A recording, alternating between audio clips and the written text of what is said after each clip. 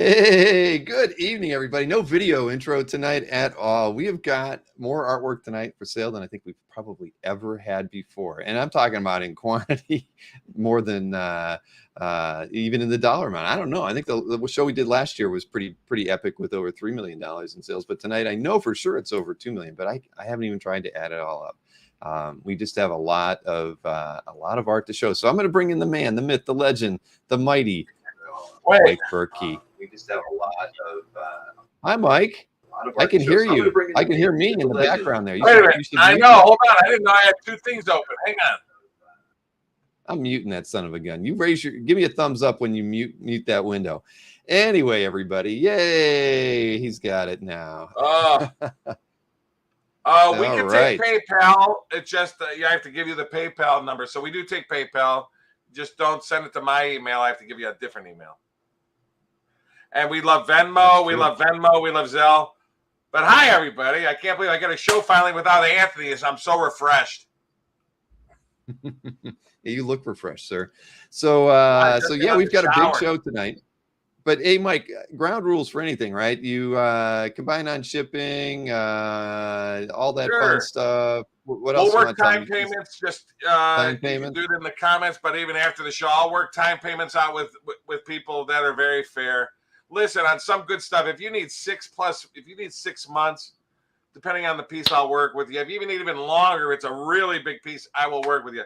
I did 2 big deals in San Diego, 6-figure deals, and I'm giving both guys a year to pay. So, and they're good guys with 10% down, non-refundable. That's always what I agree to. So, that way they're happy, I'm happy. If they don't come through, well, I get 10%, and I'm okay with that. So, there you go. But I'll work with you on it, and we're gonna be going quick tonight because I didn't even realize I was up 44 of the last 48 hours. I took like a 3-4 hour nap and got up at 8 o'clock, take a shower, and here I am. But we got a ton of stuff. I wanted to pay every single piece. I think 1 or 2 pieces might have been on my website in the past that I sold, and I might have bought them back from a collector or at auction after I sold them. So you might see a couple pieces you've seen before, but everything is new. Nothing is on my website. So there you have it. And yes, we're not sending emails in for the claims tonight. Claims will happen in the chat. So if you see something you like, just give us a claim and a lot number, and we're good. As Mike said, a special bonus piece at the very end that I didn't even show Bill that I decided to pull it out and show and offer tonight. So that'll be the very last piece of the night. So all right, there you go. But and I was not able. 3 hours, so we want to go quick. I'm sorry. Go ahead, Bill. That's okay. You can keep interrupting me. But see, I don't even know what I wanted to say anymore. We didn't make slides for everything. That's why, because as I was getting through the folders of image files, I couldn't get them all done. My kids have been busy. I will be here on Thursday, Jason. So you and I will be doing a show on Thursday. And outside of that, yeah, we should just jump into this thing and get started. Before we jump in, I do want to say the very first stuff we offer, it's Bernie Wrightson. It's sort of R-rated. So if you have little kids, you might want to close their eyes for this first batch of art, just forewarning you. That is true. It's Bernie Wrightson magazine art that's pretty graphic and gory and stuff. So little kids or people with a light stomach might want to close their eyes. That is true. It's a little little risque, a little gruesome, but it's published, isn't it, Mike? It's all published. This is published magazine art.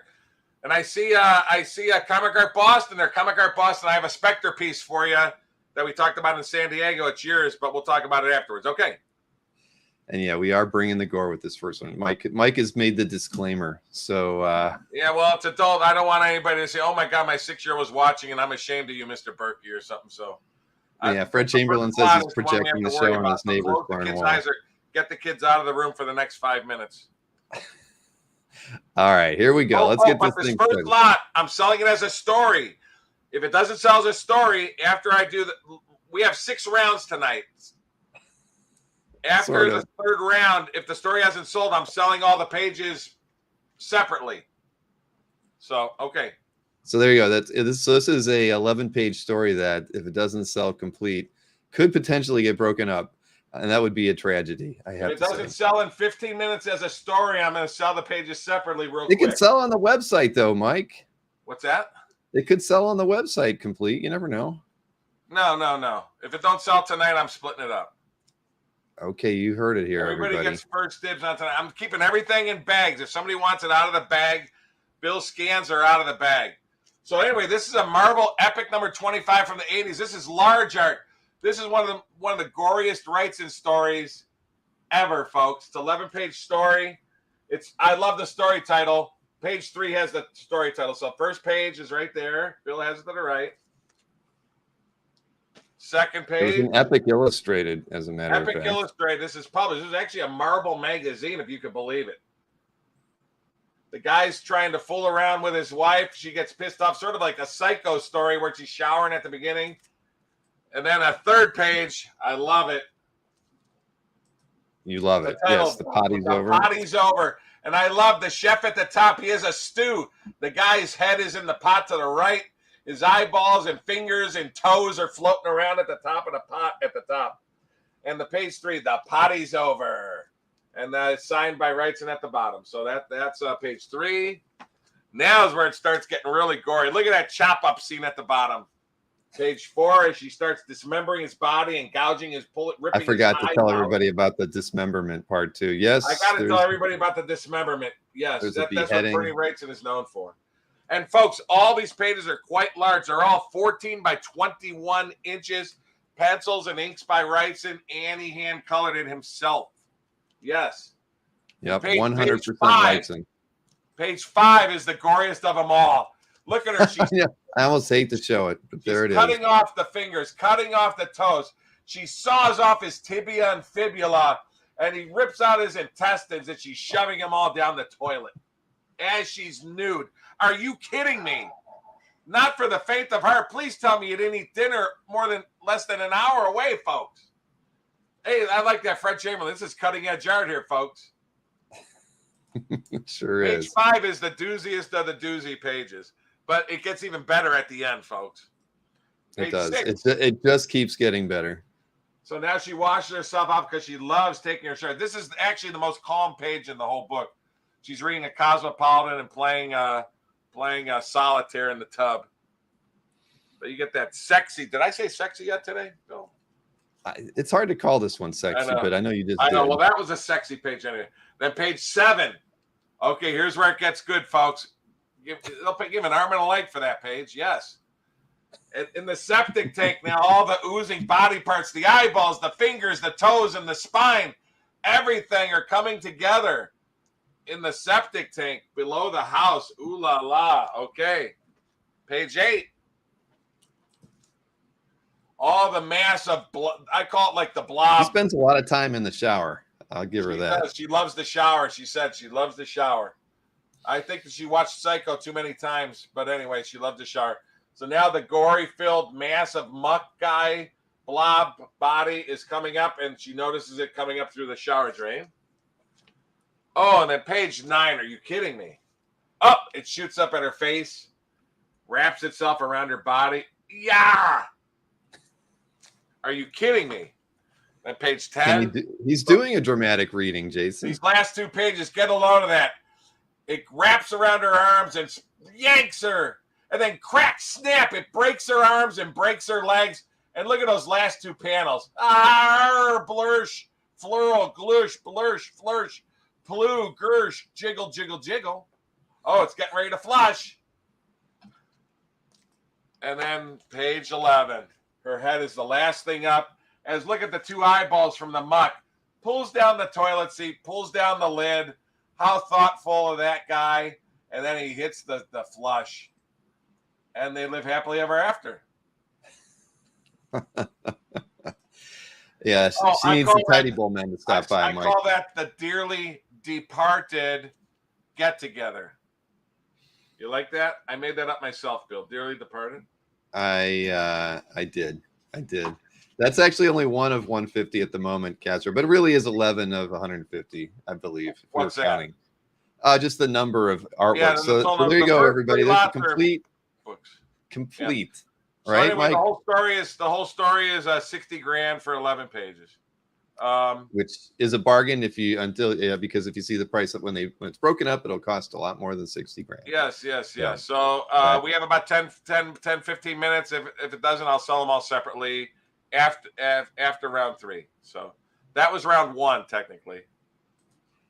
I didn't even know we had rounds, but I guess I understand based on your email. Well, that's how I sent them in emails to Bill. So I call it my round 1. That was email number 1. Email. All right. Michael Wygant is clapping away. All right. And most of them too. All the wording is on the backs of these. Yes. They were on vellum overlays on the back. So Dina wants to know, your price is going to be the same or better than what you had at San Diego? Well, they're the same, but we can negotiate. There you go. Just like at San Diego, you can negotiate. All right, let's keep this thing rolling into what you consider round 2, since this is only lot 2 tonight. Oh, the Gil Kanes. Okay. So anyway, I bought the whole story, and we have a birth page here. We have 2 true birth pages of major characters in the DC universe. True birth pages. And one of them is in this story here. Issue 6 from 1961 is the first appearance of Tomar Ray. Technically the 3rd Green Lantern, because the first Green Lantern gives Hal Jordan his ring to be the 2nd. But anyway, from 1961, issue 6, I have 20 of the 24 pages I'm offering here today. I bought the story. I never had the splash. So these are all large art 1961. But I wanted to share page 3. This is actually, and I'll take them out of the bag. It's just easier for me. But right there is actually the first appearance. Tomar Ray was in Crisis and everything. He's been around for 62 years. But page 3 right here is the very first panel appearances of Tomar Ray in the DC universe from 1960. Right there. Very first Tomar Ray issue and first page appearance. How about that? Now, he was on the splash, but the splash actually happens later in the story. So if you're following the story, this is his first panel appearances in the story. So, oh yeah, okay. So Bill does have the price. So there's page 2, page 3. Here's page 4, which is really great. Again, if people have questions on the side, whatever. Well, I'm saying in the Silver Age, yeah. I guess technically he'd be the 4th if you count the Golden Age Green Lantern. But in the Silver Age, Golden Green Age Lantern, the Golden Age Green Lantern doesn't appear in the Silver Age, I believe, until what, Green Lantern 40 or JLA 21. So this is before that. But anyway, great Tomar Ray page. His second panel appearance is page 4. Get a load of that. This large art, Gil Kane ink by Joe Giella. Just so you know, folks, the blue at the top is on the Mylar, not on the art. You know that. Just wanted to make sure.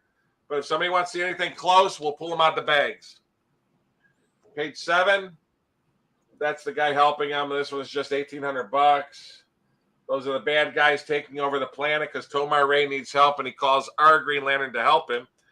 And here we have page 8, where Hal Jordan Green Lantern comes to save the day and battle the bad guys. These are large art. Again, 1961. All these pages, folks, it's amazing, are 62. They're dated January 5th, 1961 on the back. Are you kidding me? Wow. We would never kid you, Mr. Burkey. Page 10. Look at that. That was great. Gil Kane ink by the great Joe Giella. Great page. Only $5,500. I mean, look at all the great action on that from 62 years old. This came out 9 months before Fantastic Four #1. When you think about that, wish I had Fantastic Four #1. Page 11. Really cool page. I love it where Green Lantern actually summons a second body of him. I love this page here. Get a load of this. He needs help. He needs help. Bump, and Green Lantern uses Power Ring and summons a second Green Lantern to battle for him because they have a force field that weights him down. So he creates a Green Lantern out of his Green Lantern ring, and then that Green Lantern battles the bad guys. Isn't that cool? Page 12, page 13. Again, I said save these episodes if you like anything, folks. If you're not sure tonight, email me in the next 48 hours. I'll wait 48 hours before I put all this stuff on the website. We can negotiate a deal. So my little buddy Bill gets his commission. Everybody's all happy. Happy days, folks. That would make me happy, Mike. Bill does a lot of work on these shows, folks, so we always want to make our little Billigan happy as long as he keeps showing a little bit more ball Billigan on Dueling Dealers, you know. And he has to wear the cap mask. That's not going to happen. Not going to happen. America But I did make all these slides tonight. Yeah. My daughters were not available. So that's a great page there. That was page 13. We got page 14. Again, folks, these are in perfect shape. 1961. Gil Kane, of course, created the Silver Age Green Lantern in Showcase 22 also. So you're getting the exact team that drew the first Green Lantern just a year or two earlier in Showcase 22. A couple years earlier. Showcase 22, I'm guessing, is probably like 59. This is January 61. So, but very, very cool, folks.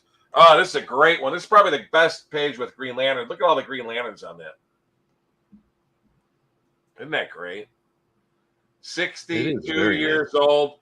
And the very first Tomar Ray. Hey, Mike, Brent wanted to know did any of those pages include the Oath that you're showing? Collector bought the Oath pages. Yeah. But I'm trying to think at the end if he does it. But I know the Oath is a big deal. And the collector bought the Oath pages.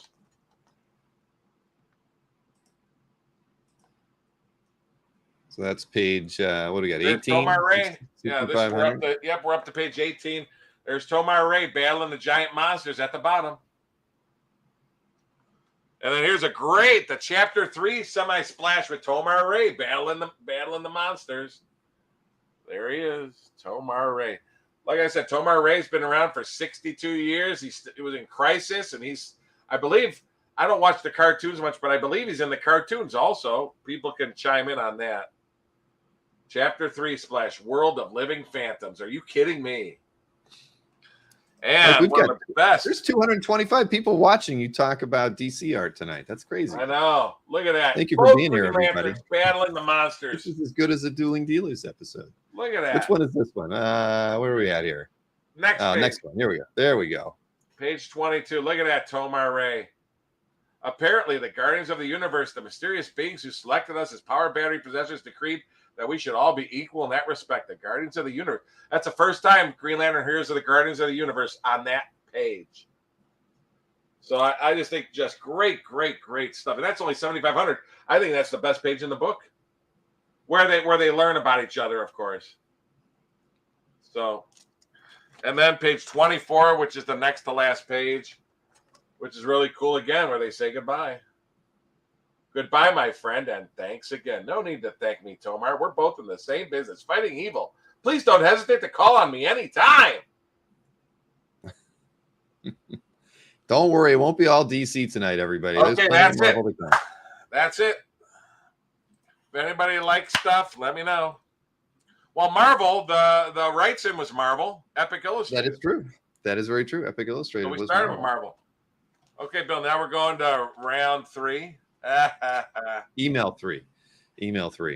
But now that's backed over to DC still. It's sticking with DC, right? What do we got there? You've got Kirby Royer Forever people. Correct. Hold on. I'm just looking at my... What are you looking at? Oh, that's pretty right. It's good. Okay. I had the complete Forever People 10. I have the whole story minus 2 pages. So this is Jack Kirby, Mike Royer. But, folks, this is great because this is Dead Man. Jack Kirby's first storyline. Forever People 9 and 10 is a 2-part storyline with Jack Kirby, Mike Royer, 1972, drawing Dead Man in the story. But get a lot of that Kirby machinery. The splash to Forever People 10. The Scavengers. So I'll go through these fairly quicker so we can get to the main stuff. But if anything interests you, just let me know. Page 2, Billy. Again, this is Kirby Royer, 51 years old. Are you kidding me? And don't you worry, Alberto. We have our share of Captain America here tonight by a lot of the greats like Kirby, Barry Smith, a whole bunch of guys doing Captain America. Ooh la la. Coming up. There's Kirby drawing Dead Man. Get a load of that. Looks like Egghead from Marvel transferred over to DC, but no, that's one of the Scavengers. Page 4. And you see the prices below. I love that. Get a load of that with Dead Man. Isn't that cool? Kirby Ryer, 51 years old, folks. And I love this splash. Ooh la la, a beautiful dreamer. Remember the song Beautiful Dreamer? Waiting for. Oh, anyway, that's a beautiful dreamer. Sexy, sexy. How many times can Jack Kirby art be called sexy? I think this might be one of them. It does There's qualify, the title splash with the beautiful dreamer and all the other Forever people on it. Beautiful full splash. Signed by Jack. And we have page 7. Really cool with beautiful dreamer and all the other Forever people. Like I said, save the show, folks. If you want to go back and look at something, I'll wait 48 hours before I put the. I'll wait till after Wednesday, because we got Dueling Dealers Wednesday, before I put the stuff on the website. So if we want to work any deals out, so let me know. Page 8, page 9,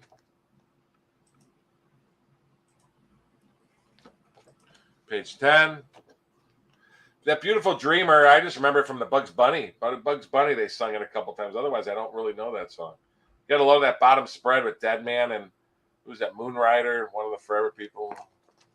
Even got Mother Box in this story. Get a load of that. Look at that 4-paneler Jack Kirby with Dead Man. There's even multiple Dead Mans at the bottom. Look at that. Isn't that cool? Wow. Okay, page 13. 6-panel battle. Kirby Ryer drawing Dead Man and the Forever people. Page 13. 14. I'm sorry, 14 here. That's what I got on the slide. Yep, $8,000. 15. Yep, we have. I'm trying to follow you. People really like you singing, Mike. Just in case you didn't know. Beautiful dreamer. I think it says waiting for me. I don't know the rest of it. I've been starting to watch it when I'm bored now. Believe it or not, I've been going to the movie American movie class. I'm watching some old 1940s movies. I watched a couple Judy Garland movies last week.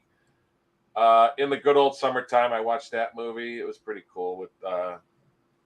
And I love another 1950s movie. The same guy was in it. Damn, now I can't remember the guy's name. That was the lead for her. But I'm a big Gene Kelly fan. My dad's favorite movie of all time is Singing in the Rain. So we watch Singing in the Rain occasionally with my dad. But Gene Kelly was in the one called the Irish movie. Brigadoon. And the same guy that was in the Judy Garland movie, Van Johnson, I think was it Van Johnson or Van Harrison? Anyway, popular actor. He was in both movies. So. Okay, page 19. Look at that 4-panel all-out battle. Of course, in the bag, you don't get to see the inking. Now, all these, I scan everything, folks. So what Bill is showing are full scans of the actual art. No photographs. Van Johnson. That's what I thought. Yep. Blonde-haired guy. He was in the Julie Garland lead and in the Good Old Summertime. I watched that the other night. That was a good movie. I'm more of a sci-fi guy, but I try to get into the old classics. Some of the old classics. And then page 21. That's all of them for now. Yep, page 20 and page 21. Okay, so that's it for the Forever Peoples. If anything interests you folks, again, Jack Kirby drawing Dead Man with the Forever People and inked by Mike Ryder. I'm talking like Captain Kirk. Yes, you did well. Start date. See, Mike's still auditioning for the lead role in our Star Trek Dueling Dealers episode. We're going to give it to Anthony, but no, he should be Spock. Mike does not want Anthony to have. We should have a vote. Should I be Kirk or Anthony be Kirk? And shouldn't Anthony be Spock? Anthony should be Spock. I should be Kirk. Okay. I think the fans. We were going to make you be the alien villains in the show. Honestly, Start date 2835 in Sector Tomar Ray, with Green Lantern battling the Scavengers and the Forever People with Dead Man by his side. Okay. Kesra says Anthony should be Worf. He is every day. He is every day. Oh, that's only Anthony would be a good Scotty. Oh, God, got it. Yes, everybody's saying you would make a better Kirk, I guess. I could be a Tribble. I was going to make Albert a Tribble. They had Tribbles. They had a big booth of Tribbles in San Diego. I was going to buy a couple. All right. Everybody seems to think you would make a better Kirk, Mike. Well, we'll see. We'll give Anthony, give him double, make him Bones too. What the heck? What am I going to be then? God, man. My God, Jim. What do you I'm not going to be the nurse. God. I can tell you that. Stupid Vulcan mind. All right, so we're moving to your next set of stuff. That's now are we going to the Wrightsons? Anybody want the Wrightson story? Anybody? Oh, you want to actually do that now? You want to like split it up? Yeah. You ready? Well, no, we'll wait. We'll do that later if we have time. See, I could be Spock. You're if right. somebody wants pages separately, we can sell pages separately. I have them all priced, but I wanted to all be nice. Harry Mudd, I like that guy with the I could do that. Anthony can be Harry Mudd. I'm not going to be Crusher. He has Harry Mudd. Anthony can be the Tribble guy too. That's right. Hey, there's 232 people watching the show tonight. I hope everybody's hitting the thumbs up and everything, right? Where are we going now to Billy? Hold on. I think we go to that George Perez piece. Wasn't that where we start at next from your fourth email? No? You know what I'm talking about. Because Mike goes low to high. I found it. Okay. You were frozen there for a moment. I did everything so we can start low to high, folks.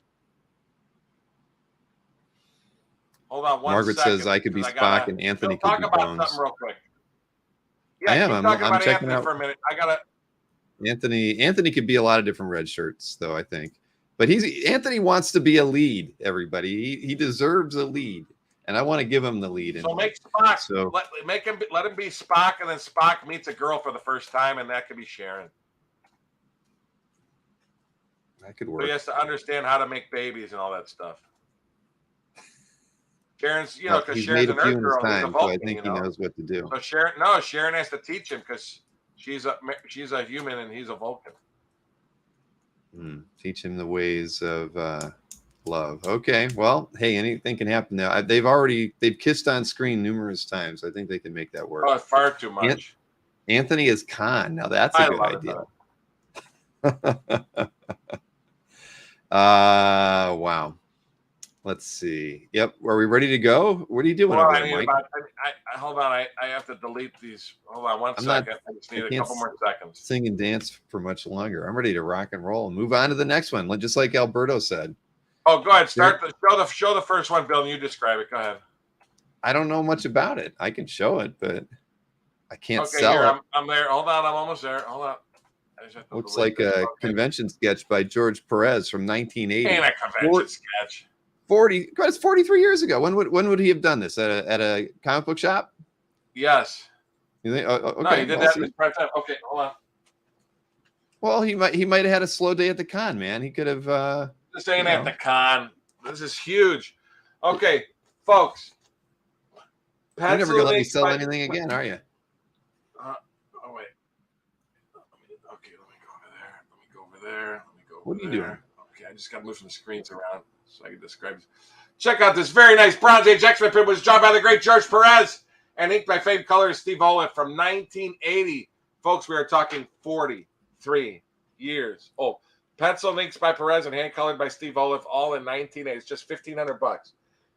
Full body shot of Wolverine, full body shot of Cyclops, and a beautiful Jean Grey Marvel Girl / Phoenix. Again, this piece measures 14 by 21 inches. Are you kidding me, William? That is gigantic. Marcus is offering you $1,000. I help you sell it. It's gorgeous. Look at Cyclops there. He's flexing. He's sucking it in, puffing it out. He's looks like he's ready for action and lamenting his. For now, I'll do 1,300. I'll do 1,300 on it. You'll do 1,300 on lot 37. Are we already on lot 37? How did we do this? Some other shows don't even start selling art until about this point. We're already on lot 37. That is magical. Okay, right in the next lot, John Byrne Avengers, folks. John Byrne Avengers from 1979, Avengers 183, page 11. John Byrne, inked by Klaus Janson. The Hulk, I remember reading these. The Hulk, the Hulk beat up the Absorbing Man, turned him to glass, and he shattered in Hulk issue 209. Well, he comes back in this story titled The Absorbing Man Lives. Great feature, and believe it or not, at the bottom, holy Toledo, are you kidding me? At the bottom, we got Captain America and Falcon talking at the bottom in Avengers Mansion. Or not Avengers Mansion, just in the hood, I guess. But anyway, that's Steve Rogers. That's Steve Rogers and Sam Wilson at the bottom. So and $4,000 on that. Any questions on that? I'm just going to keep going away, Bill. You got to bring up the comments if I'm reading the comments.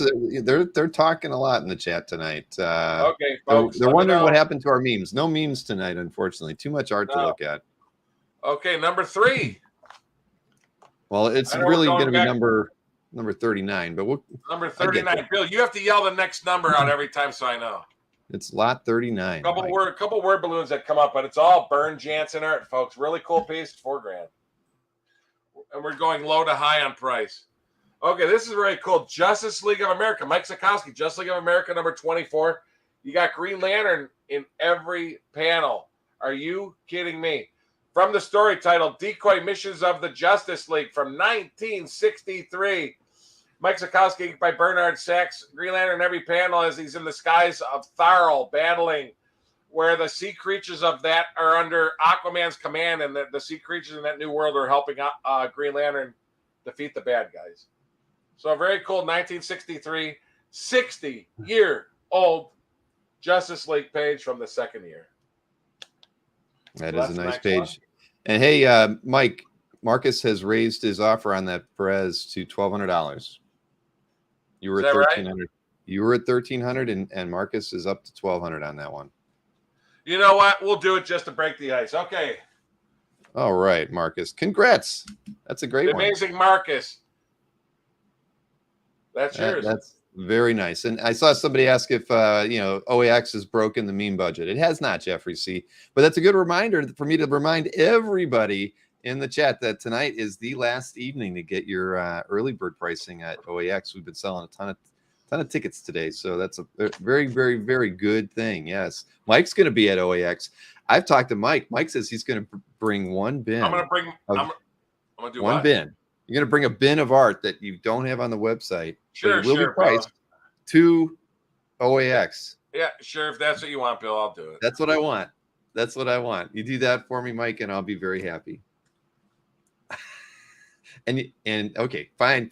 Mike wants to keep moving along. See, the 20 comments have gone by and I haven't gotten to see any. Oh, was there 20 comments? Well, tell me if there's comments that are important, bring them up. Well, I'm too busy talking. I'm sure if somebody. Well, Bill, you're not supposed to be talking. You're just supposed to be scrolling and reading deals. You know. I'm trying. I figured I got to plug OAX. Come on, early bird pricing ends tonight, everybody. Oh no, that is important. You got to say that. Sure. That's right. You're going to save $25 on your tickets.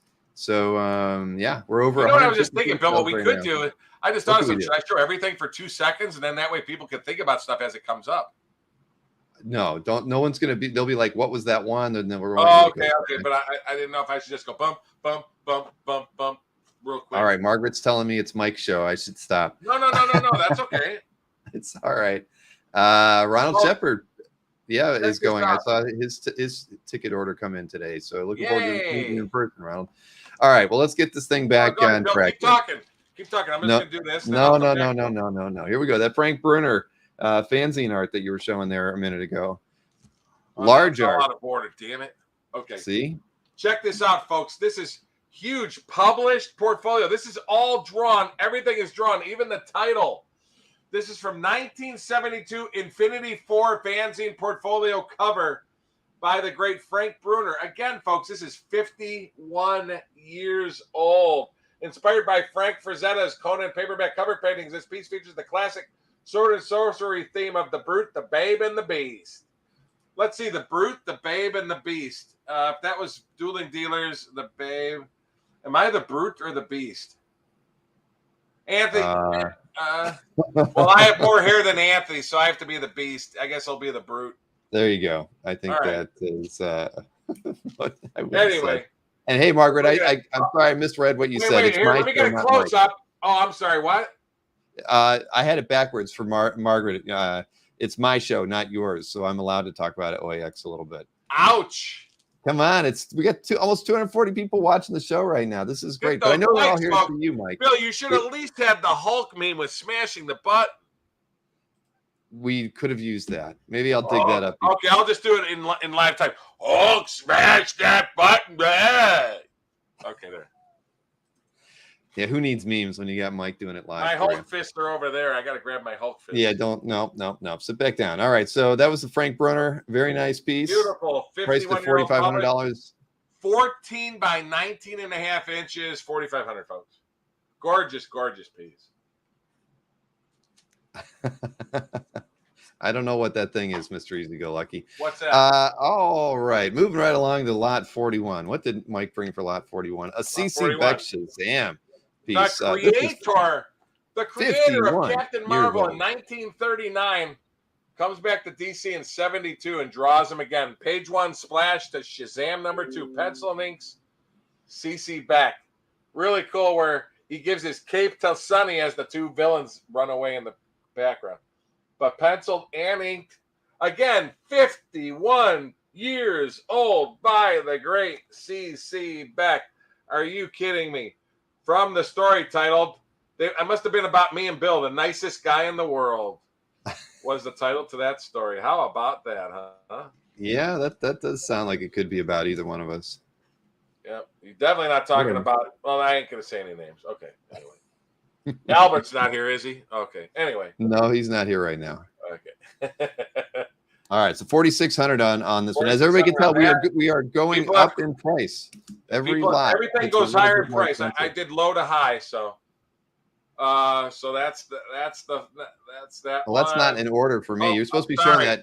I showed him. Yeah, you're right. Let's go to Dave Cockrum first. Look at this one. This is very cool. This is an unpublished. I love this. This is an unpublished Dave Cockrum 1977 Human Fly cover. But excuse me. What's cool is they published it in ads. I mentioned this was in Godzilla #16. They published it in it and several other 1977 books promoting the Human Fly when it came out. So it is published. It just wasn't published as a cover.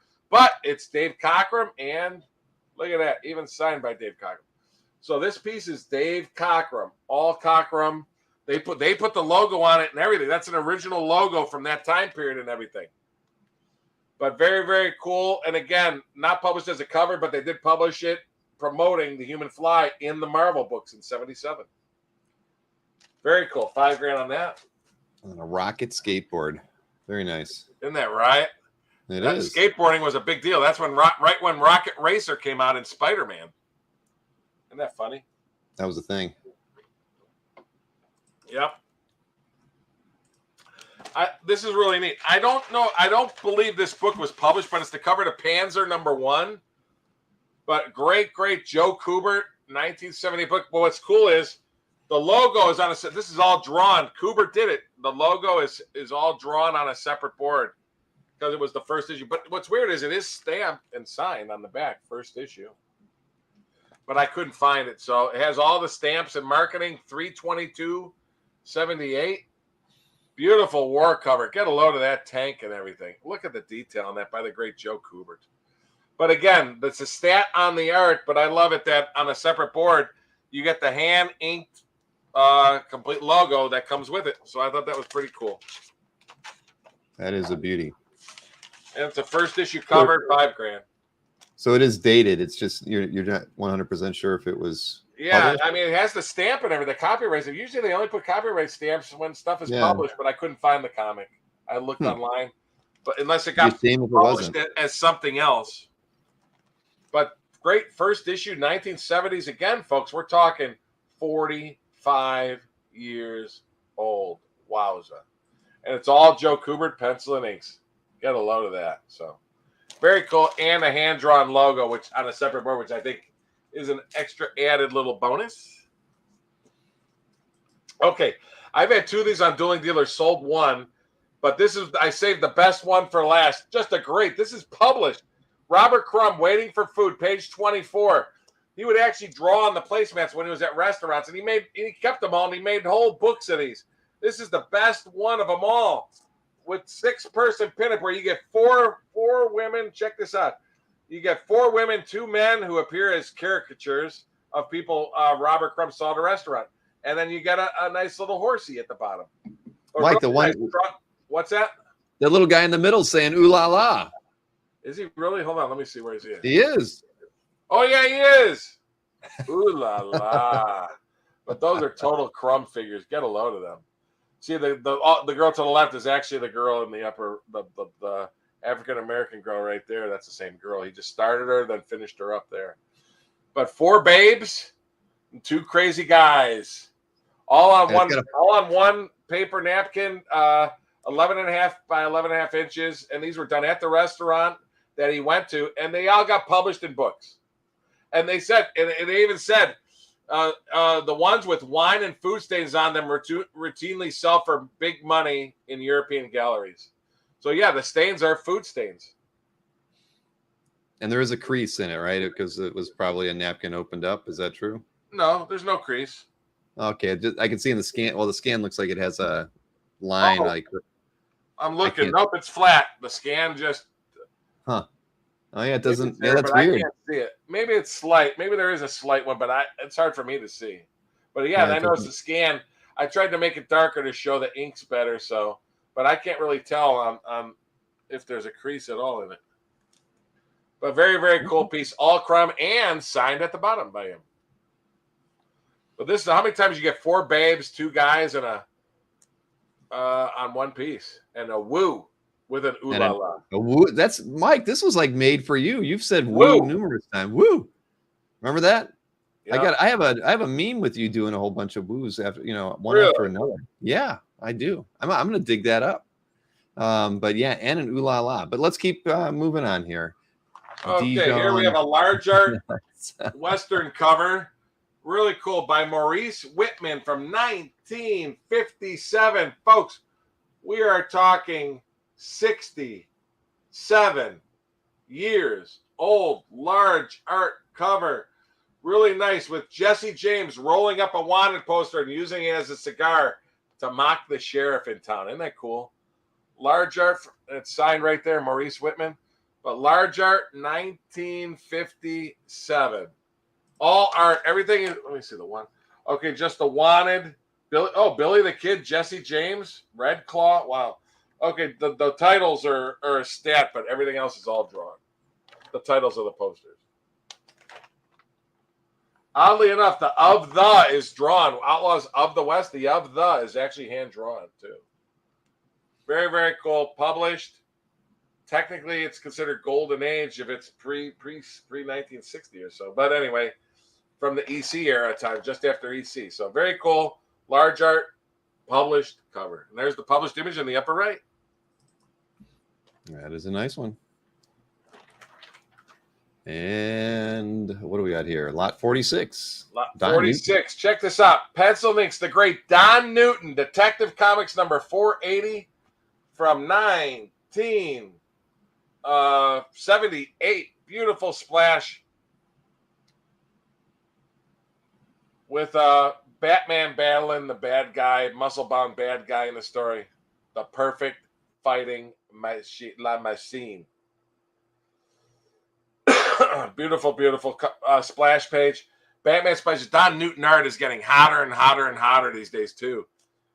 Everybody's going for Don Newton stuff. So really cool. 1978. Again, folks, 45 years old. Are you kidding me? Full splash. Batman, Don Newton. He got slapped. Wow.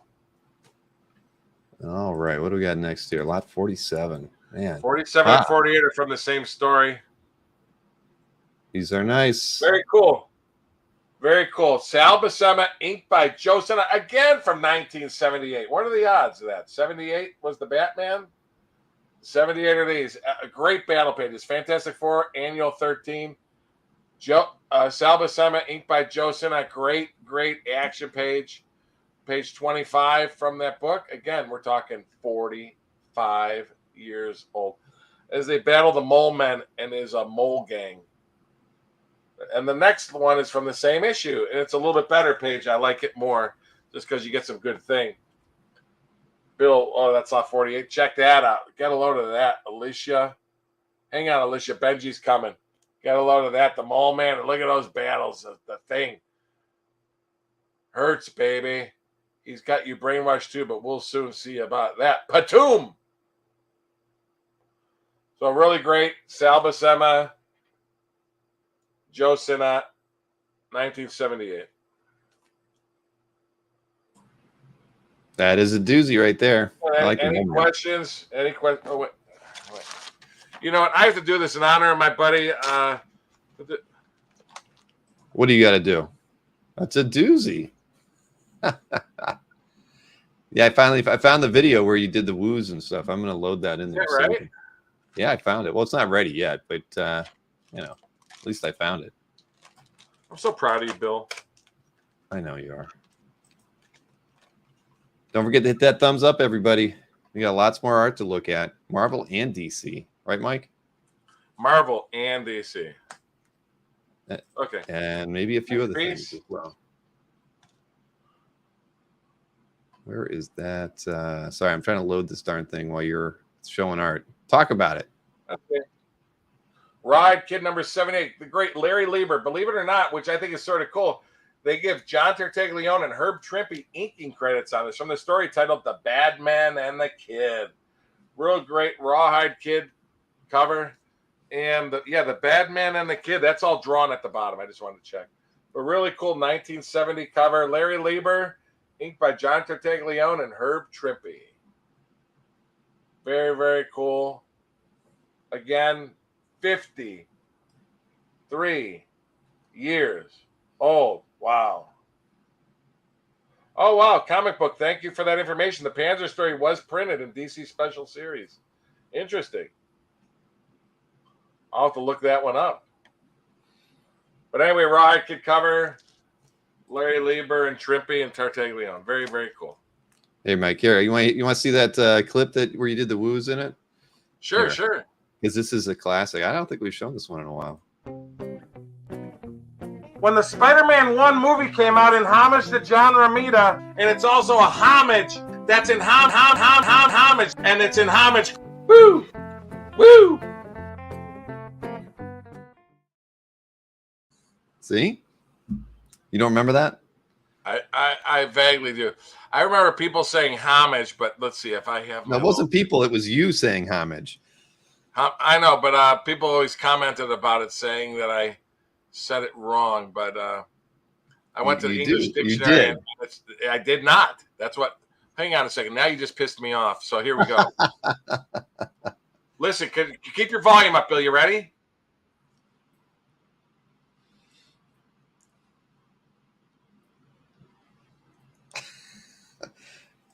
We're not hearing anything. It says homage. Here we go. Listen. Like, Google is not going to be able to pronounce it, right? Hold on. Huh? On this occasion, no. we pay homage to him. Thank you. Achievements. Listen. On this occasion, we pay homage to him for his education. We pay homage to him. We pay. I don't think they know what they're talking about. It's pronounced homage, just like I said it. English pronunciation is homage. Thank you. That's the English dictionary. Everybody dogged me on that, and I'm going like, I knew I had it right. I just knew it. I had faith in myself.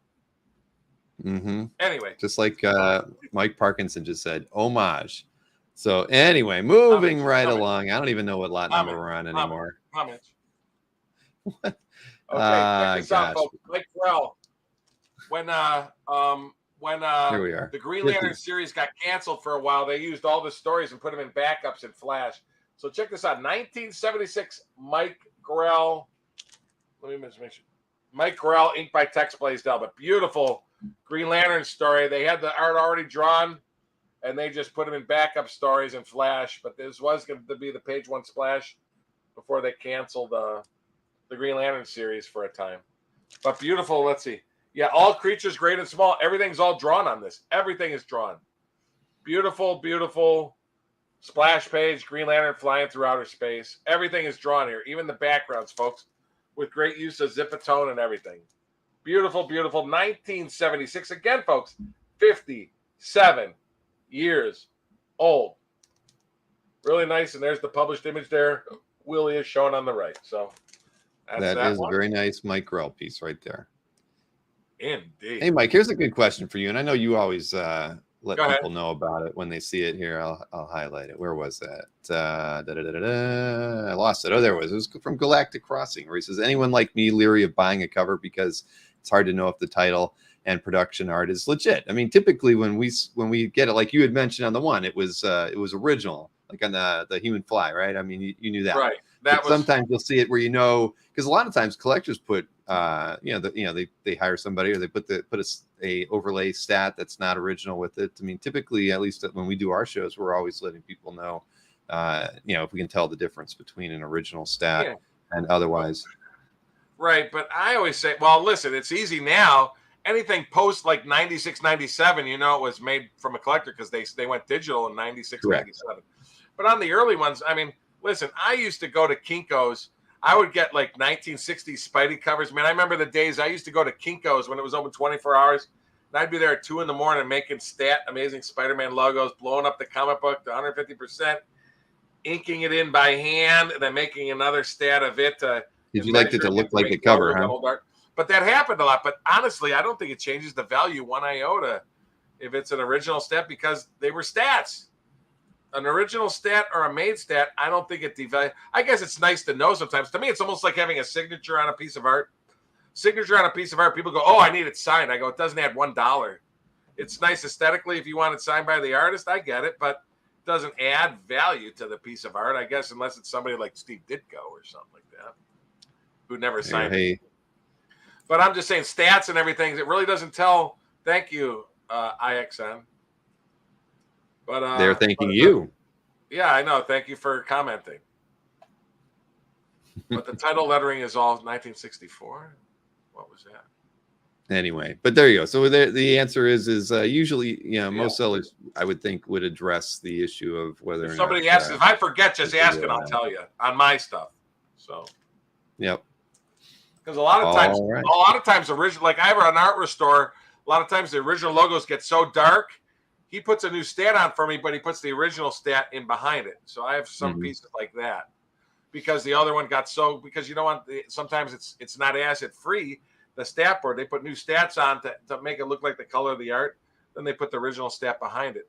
So stats get replaced a lot. And I personally don't think it tracks or cuts the value of the art because it's all about. I don't think he was asking they were asking if it lowers the value of it. It just, if it doesn't state whether or not it's original or a reproduced one, it makes them second guess whether they should buy it or not.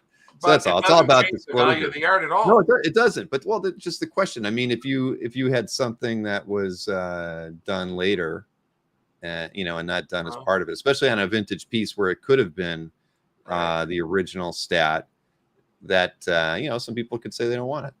That's okay. Doesn't mean it's worth any less. Just like the Spidey 156 cover that's out there. I made the stat for it. The Spidey 87 covers out there. I bought it with no stat, just a glue stat. I made the stats. I made the stats for a lot of Spidey covers out there back in the 90s. I was proud of them. I wish I saved them and didn't sell them, but that's the way it goes. Well, you didn't like covers. You liked interiors, Mike. I did. I thought covers were too expensive for most people to buy, so I got rid of the covers. I always said back in 1997 when Amazing Spider-Man Romita pre-100 covers hit $5,000, I said, "Oh, I'm selling them all." I said, "People will pay $1,000 for an interior, but they're not going to pay $5,000 for a cover." I was sorely wrong on that one.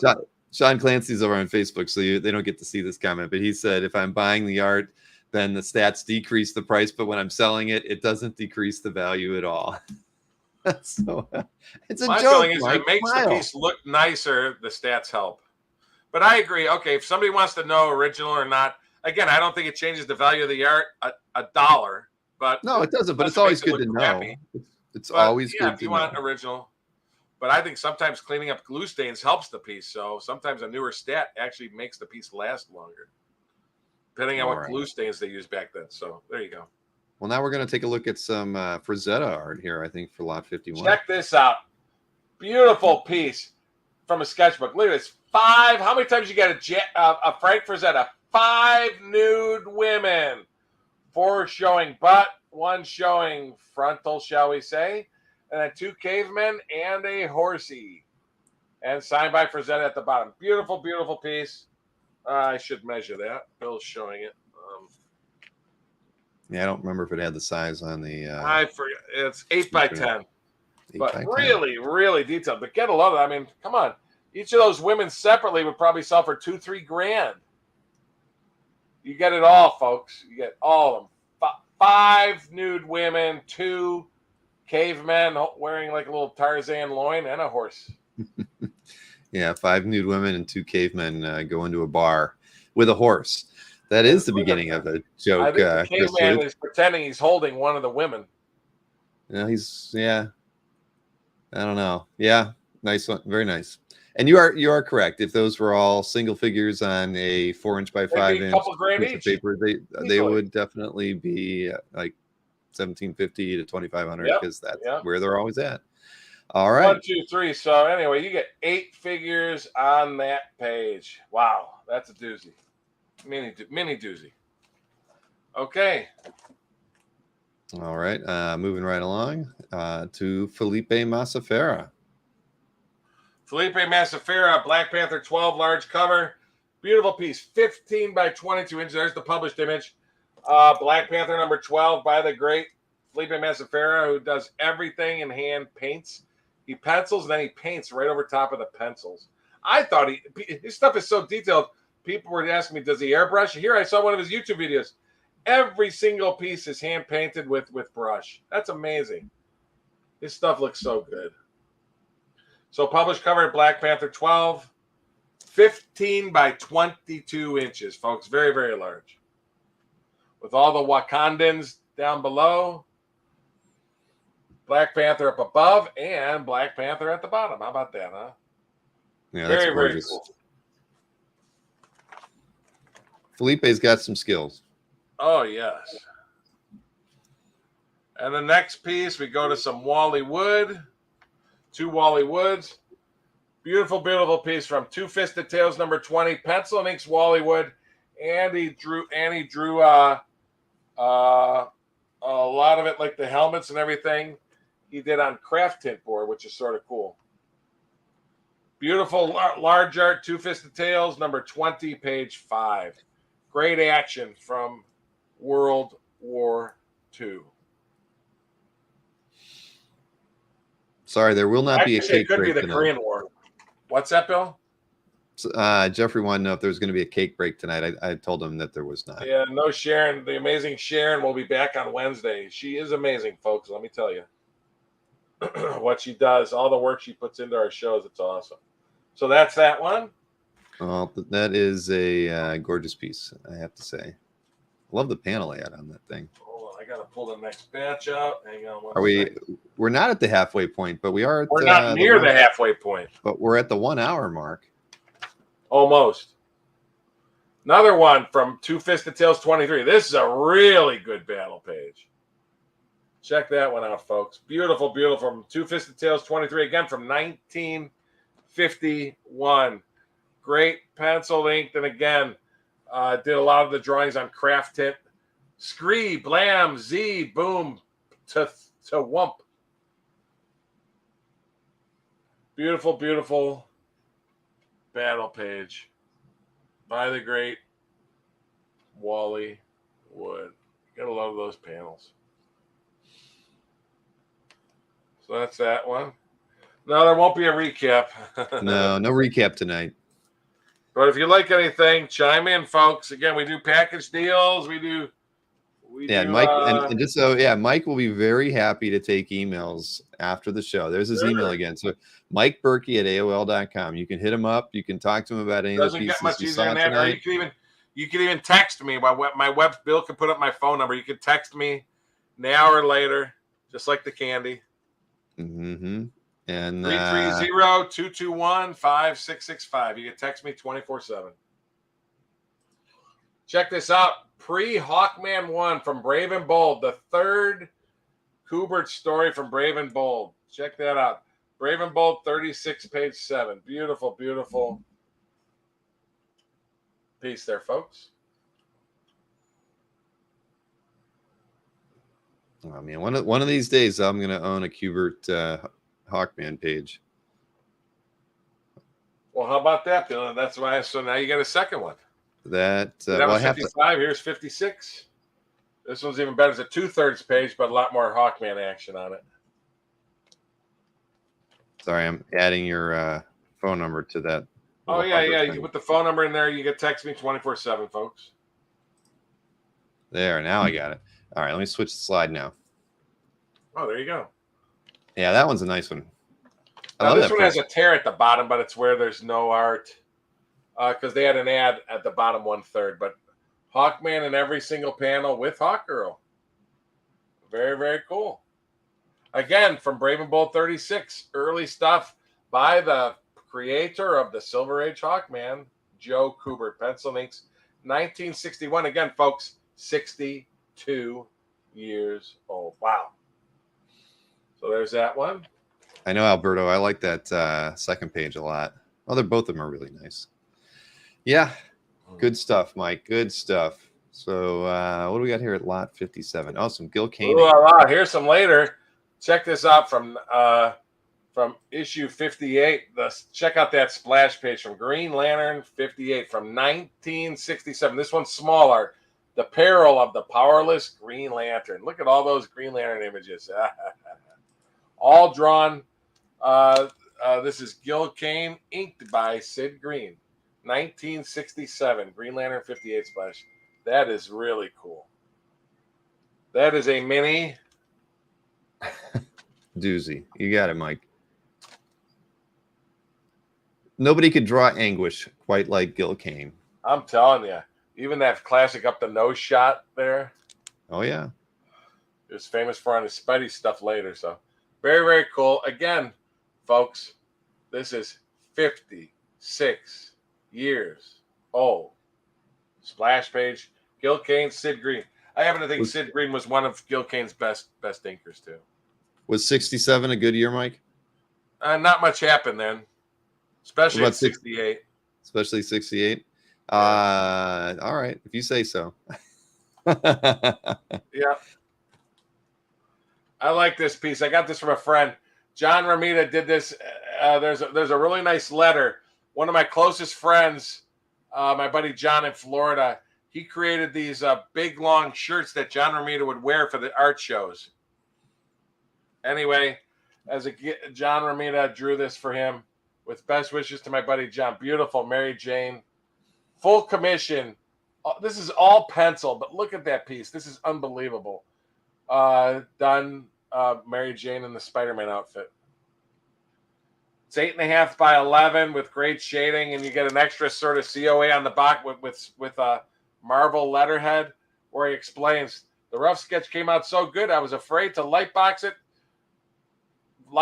it, so he just kept it as is because he liked his original sketch. He didn't even normally. John was such a perfectionist; he would do like 3 drawings of the same piece to get it right. And he said, "I like the rough so much, I just colored that in and finished it." Isn't that gorgeous? Up close too. That's a beautiful piece. Rarely did he do like these detailed. I mean, he did lots of head sketches, but rarely did he did special detailed commissions for this. So a very cool piece. Very nice. By the great John Romita. Sadly, we can't get any of those anymore. I'm still in anguish over John's passing, but you can't complain when somebody amazing like that lived 93 years. I pray I could live as long as he lived. So, but what a great man. I have so many John Romita stories. As we're talking about art, if something pops up, I'll share it. So, okay. John Byrne, Pencil and Inks, Fantastic Four, 254, page 23. Really cool page with everybody in it. Beautiful, beautiful piece here.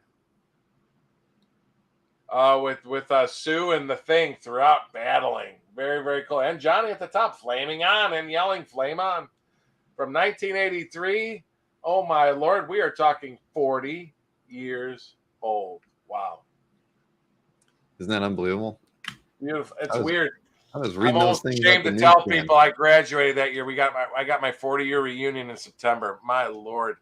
Feels like, I ain't going to say it feels like yesterday, but it doesn't feel like 40 years ago. Oh my gosh. Crazy. Hey, Alberto, I think that's wishful thinking. I don't think Mike would agree to that, but it's a nice thought. If read that, Mike. Mike will Alberto take said. off all our. Alberto said.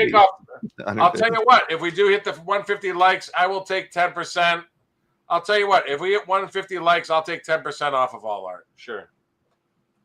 But we're almost at 150 likes. Okay. Well, let's see. It depends on the piece. I had a feeling you were misspeaking, but this is a nice one. Very nice one from 1983. Nothing good happened in that year. Only Mike Burkey graduated. I graduated high school. That's about it.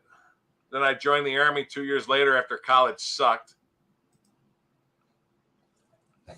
But everybody should hit the like button. But hey, look at this. Gary Larson. Gary Larson is the only creator out there that will not allow their artwork to be posted to CAF. Really?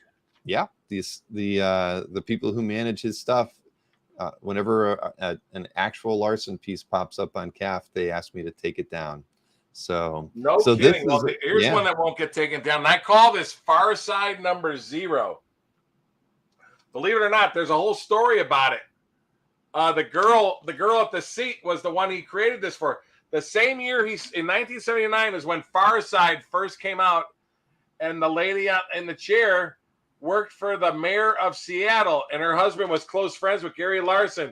This is right when Gary Larson in 79 was when the first Far Side came out, and Gary Larson drew this, and it's the only hand-colored piece he ever drew, I was told. It says on the back anyway. And he gave this as a gift for the lady that's sitting in the chair because she was the receptionist for the mayor of Seattle. And I love that. You got Jaws right after Jaws, 4 years after Jaws came up. Jaws, Frankenstein, a crazy Freddy Krueger looking dude, a rooster, a gangster, and I don't know if that's supposed to be King Kong or Godzilla. I'm sorry, but no one sees the mayor without an appointment. And again, you get she wrote 2 sheets. Dina Wagner, she talked all about how Gary did this as a gift for her. And just a great story. And I think it's cool. It's the same year that first Far Side came out in 1979, and that's when this came out.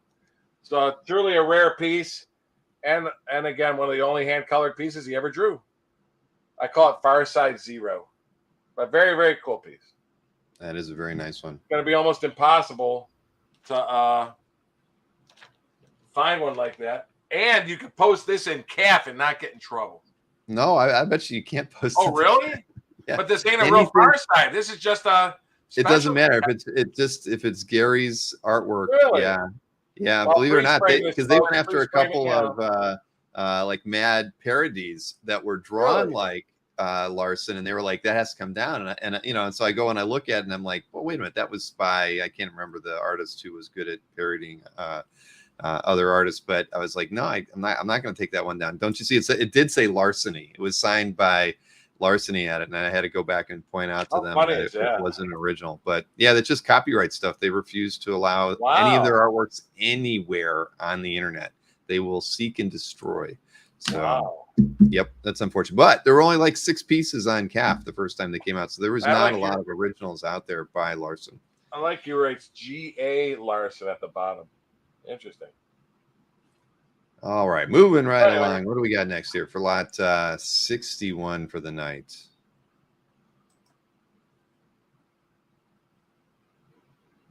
Let me just scroll it.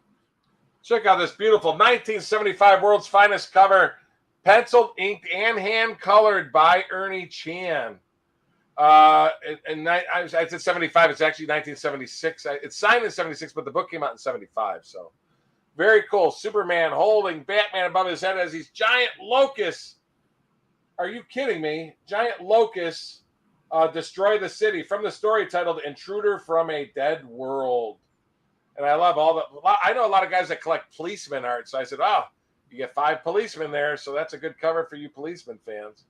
But really cool published cover by the great Ernie Chan from 1975. It's stamped on the back. So again, we are talking 48 years old. Alberto, you must have graduated high school that year. Anyway, beautiful. That's a good year. Anyway, beautiful cover. And again, hand colored by Ernie Chan, which he did do some hand coloring on his covers back then. But all Chan and get a load of those giant crazy locusts eating up the city. Wow. Makes me think. I remember as a kid watching that movie, The End. People remember that one? It was a giant locust. It's so funny. They actually had grasshoppers on top of film eating it up. How they made the special effects back then. The End, with a giant locust eating up the city. That was funny. So to answer the questions, though, that the emails I had with Larson's copyright holders was in the last 6 months. So it's something that they're currently very aggressive about. And even more interesting is that when someone wants to complain about trademark, I mean, the Larson actually came to me, their group, but typically they will go to my website host, the people who host my servers. And basically then those people come to me and say, Bill, if you don't remove that artwork, we will have to turn off your entire server. Oh, so, my Lord. That's how it works. They shut down. They'll shut down everything. So you have to follow, because that's when someone's going to complain about trademark. They don't go to the website owner. They go to the host of the website, and then the host comes to you and tells you that that's what you got to do. So yeah, you don't mess around. If there's a question of copyright or trademark, you take it down immediately, or you could be out of commission at the second complaint. It's pretty rough, but that's how it goes. So there you have it. So Barry Smith now, lot 62. One of the best battle pages to the book. Check this out. From 1972. Are you kidding me? Marvel Premiere number 3, page 18. With Doctor Strange. He's actually battling Nightmare, who actually turns into Doctor Strange. Are you kidding me? Wow. 51 years old. Barry Smith pencils and Dan Adkins inking from the story titled While the World Spins Mad. As Doctor Strange battles himself, who is actually the villain Nightmare. Oh, go ahead, Billy. I said that is a doozy. I mean, how often do you get to see Barry Smith work on Doc Strange? Let alone. I mean, it's gorgeous, man. Best battle 72. Folks. So that's that one. Again, if anybody's interested in anything, just give a shout out. But like I said, if not, we'll give you 48 hours. You could email, text, or whatever, and then they'll go on the website. There you go. All right, next 1970. Up. Oh, go ahead, Willie. I was going to say, next up, what do we got? Keith Pollard. This is the unpublished version. 1978. I get a kick out of it. It looks virtually identical to the published cover, but this was unpublished. Keith Pollard did this one, and oddly enough, Dave Cockrum and Joe Rumsey did the published. But if you look at them, they're virtually identical. Why would they not have used Keith Pollard's? But clearly Cockrum used this image and that's, by the way, that's a newly made logo, folks, on that one. But it's almost identical to the published cover, and yet they nixed this one and had Dave Cockrum clearly used this image to redraw it. I wonder if it got lost. I'm just wondering if it got lost in the mail or something, because that happens sometimes where they lose art and then they have to redraw it. Maybe he based on a stat or something, redrew it. But the Cockrum cover looks almost identical to this Keith Pollard cover from 1978. Nicely done. Yeah. And how many times you get two heroes battling, Moon Knight and Spider-Man? Marvel's Batman, as they say, is Moon Knight. Beautiful cover. Well, Moon Knight doesn't have very good aim. I mean, he's he did clip his legs, Spidey's leg. Did he? Remember, Spider-Man doesn't have spider sense there, Willie. Did he draw blood? I mean, I don't know. That's point blank there, buddy. Yeah, right there. Clipped his knee. Oh, looks like some thread and a needle, and he's back in action.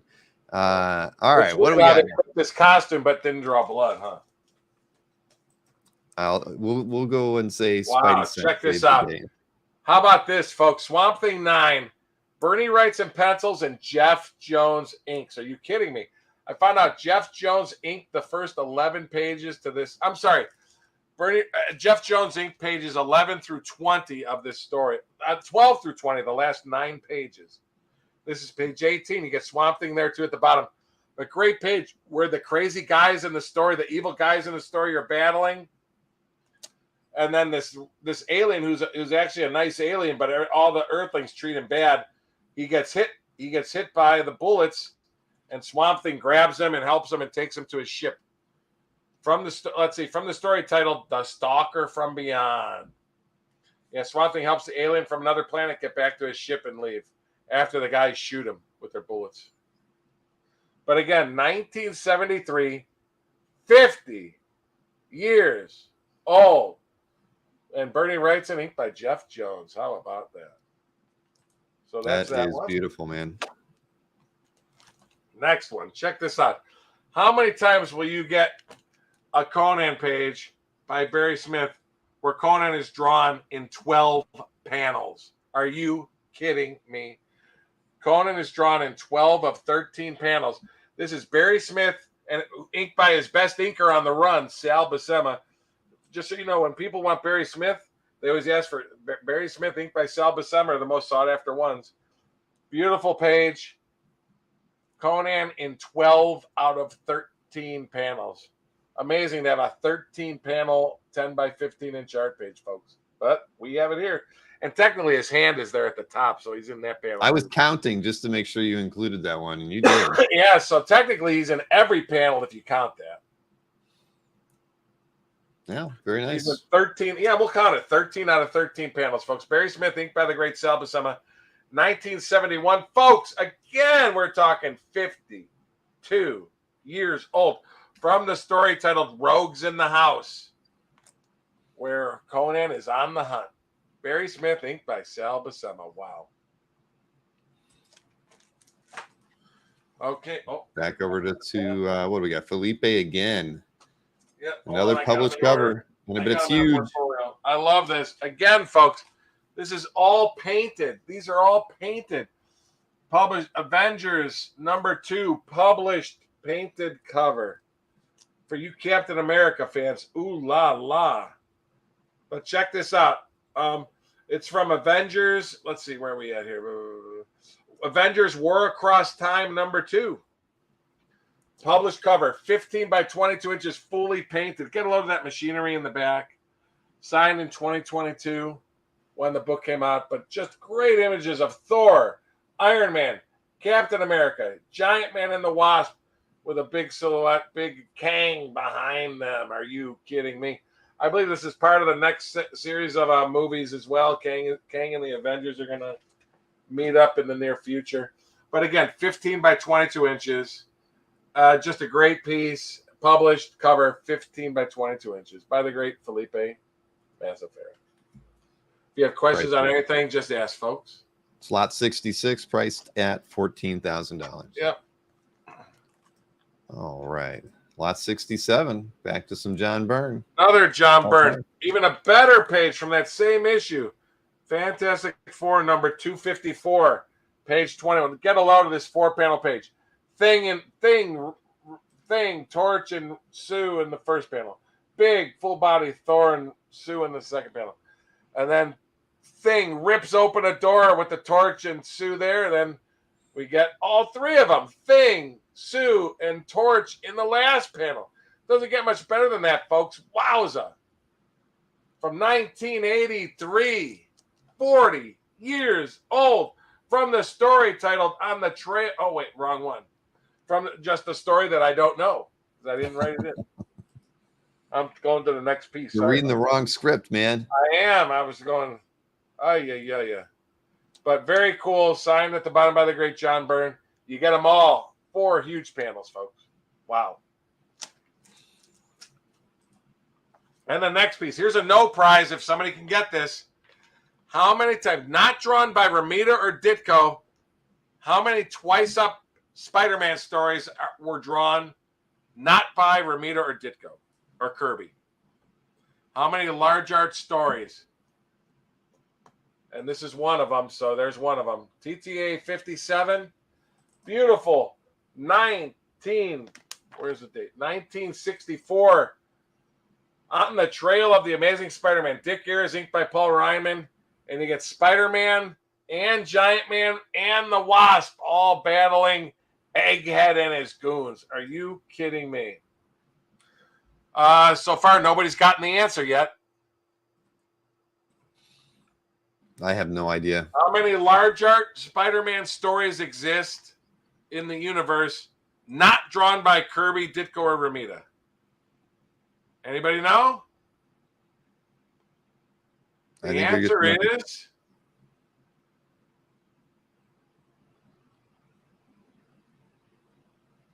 4. Name them. Avengers 11. TTA 57 here. Yeah. Anybody know the other 2? Nope. One page is coming up later. The one people forget is X-Men 35 by Dan Adkins.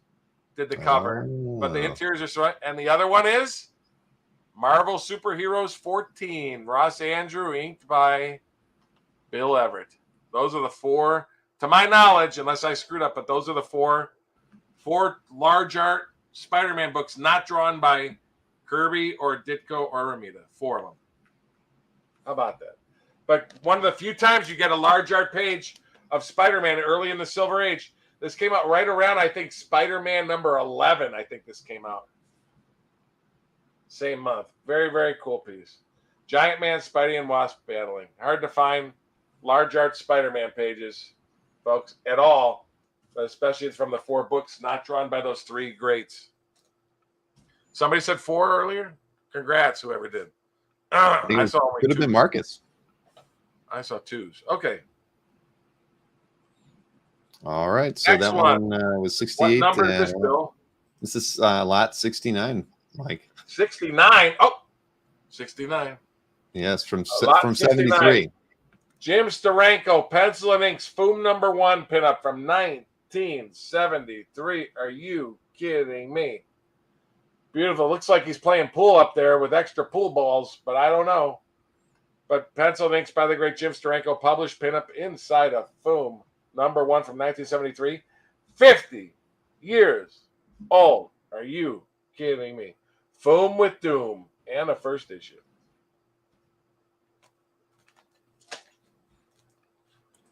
Next one, Bill. Oh, we're back to Felipe Massafera. Are you kidding me? This cover has 5 first appearances on the cover. 5! AF-15 was by Kirby. Yep. So anyway. Okay. Sins of Sinister number 1. You get the crazy versions of Colossus and Storm at the top. But God, I can't believe these are actual names. I was looking these up. The Wolverine, they call her Wanger. Hold on, what do they call her? Wagnerine. She's a combination of Nightcrawler and Wolverine. Then we have a new Captain America whose DNA is mixed with Mr. Sinister. That's the Cap guy. Then they have a new guy called Zybel, a future version of Cable merged with Araki Xylo. I don't know who that is, but then Rasputin from Hickman's Power of X. Anti-Fortune, who's a combination of Chimera, Nightcrawler, and Domino, and Ironfire. I don't know these people, but anyway, all of them at the bottom. This is their very first appearances on the cover. All 5 of them at the bottom. The Odin-looking dude, I love that name, Wagnerine. I love that name. The crazy Cap guy, that's his first image. Looks like Batroc the Leaper and Cap had a kid together. I don't know. But and then the other 2, Zybel from Cable, and the other girl, that's a combination of Nightcrawler and Chimera, or Nightcrawler and Domino. Okay. But anyway, first appearances of all of them, all painted 15 by 22, first issue cover. Sins of Sinister number 1. How about that, huh? Sins of Sinister. And I got a load of that crazy thing. God, I didn't even notice him. That crazy creature in the back. I didn't even notice him. I thought it was just a big bush. But it's a monster. So anyway, very cool. All right. That one's $15,000, lot 70. Yeah. 70. Yes, we're on 70. Now we're on 71. I love this. I used to have this image. Somebody sent it to me years ago, and now I can't find it. But because Archie first appeared in 1941 in Pep Comics 22 for his 50th anniversary in 1991, and this was published Spider-Man, Mary Jane Parker, trademark 1991, Marvel Entertainment Group. Pencil and ink by Romita. How many times you get a published Mary Jane in as sexy of a bikini as you could probably imagine? Look at Archie. He's going crazy here. Look at that right hand. He just wants to touch her so bad. But anyway, way to go, Tiger. You're 50 years old and still a teenager. Benny and Veronica, eat your hearts out. Happy anniversary, Archie. Not how many times you get published pinup Spider-Man and Mary Jane, and also the only one ever with Archie. But published pencil and inks Romita, 1991. It's weird to say that 1991 was 32 years ago, but it is. Simon John, and there's the copyrights on the bottom. Very, very cool piece. Published. I remember they did a book which was a tribute to him, and that's what it was in, but I can't find. If anybody can find that, please let me know. I'd love to find the published image to that. Next piece, we're back to Bernie Wrightson. Are you kidding me? And Jeff Jones from that same story.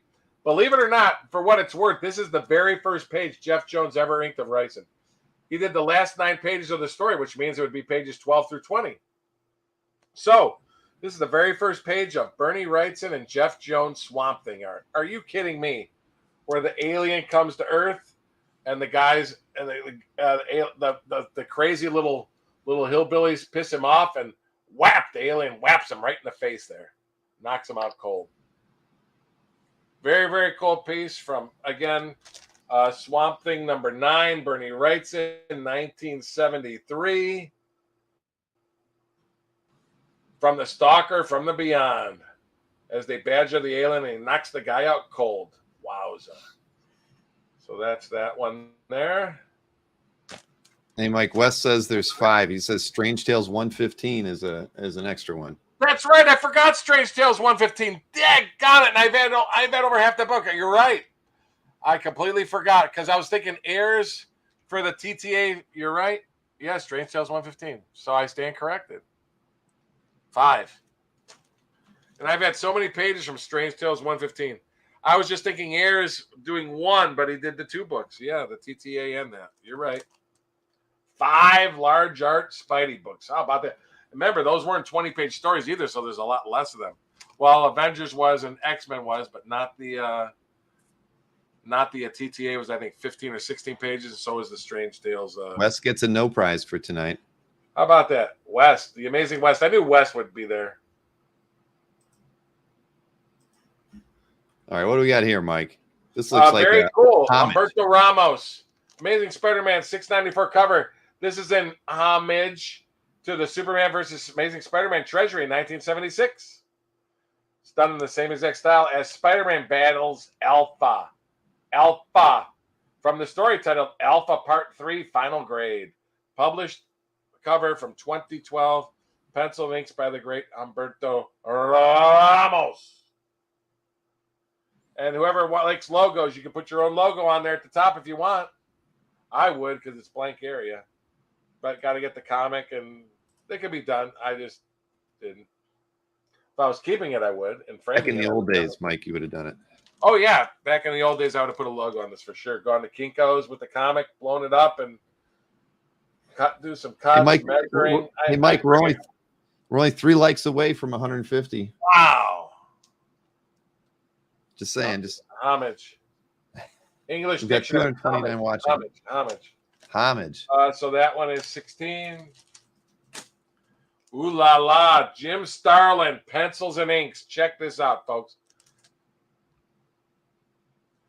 And all the heads at the bottom are all done. There's Superman 1, Superman 2, Superman 3 at the bottom.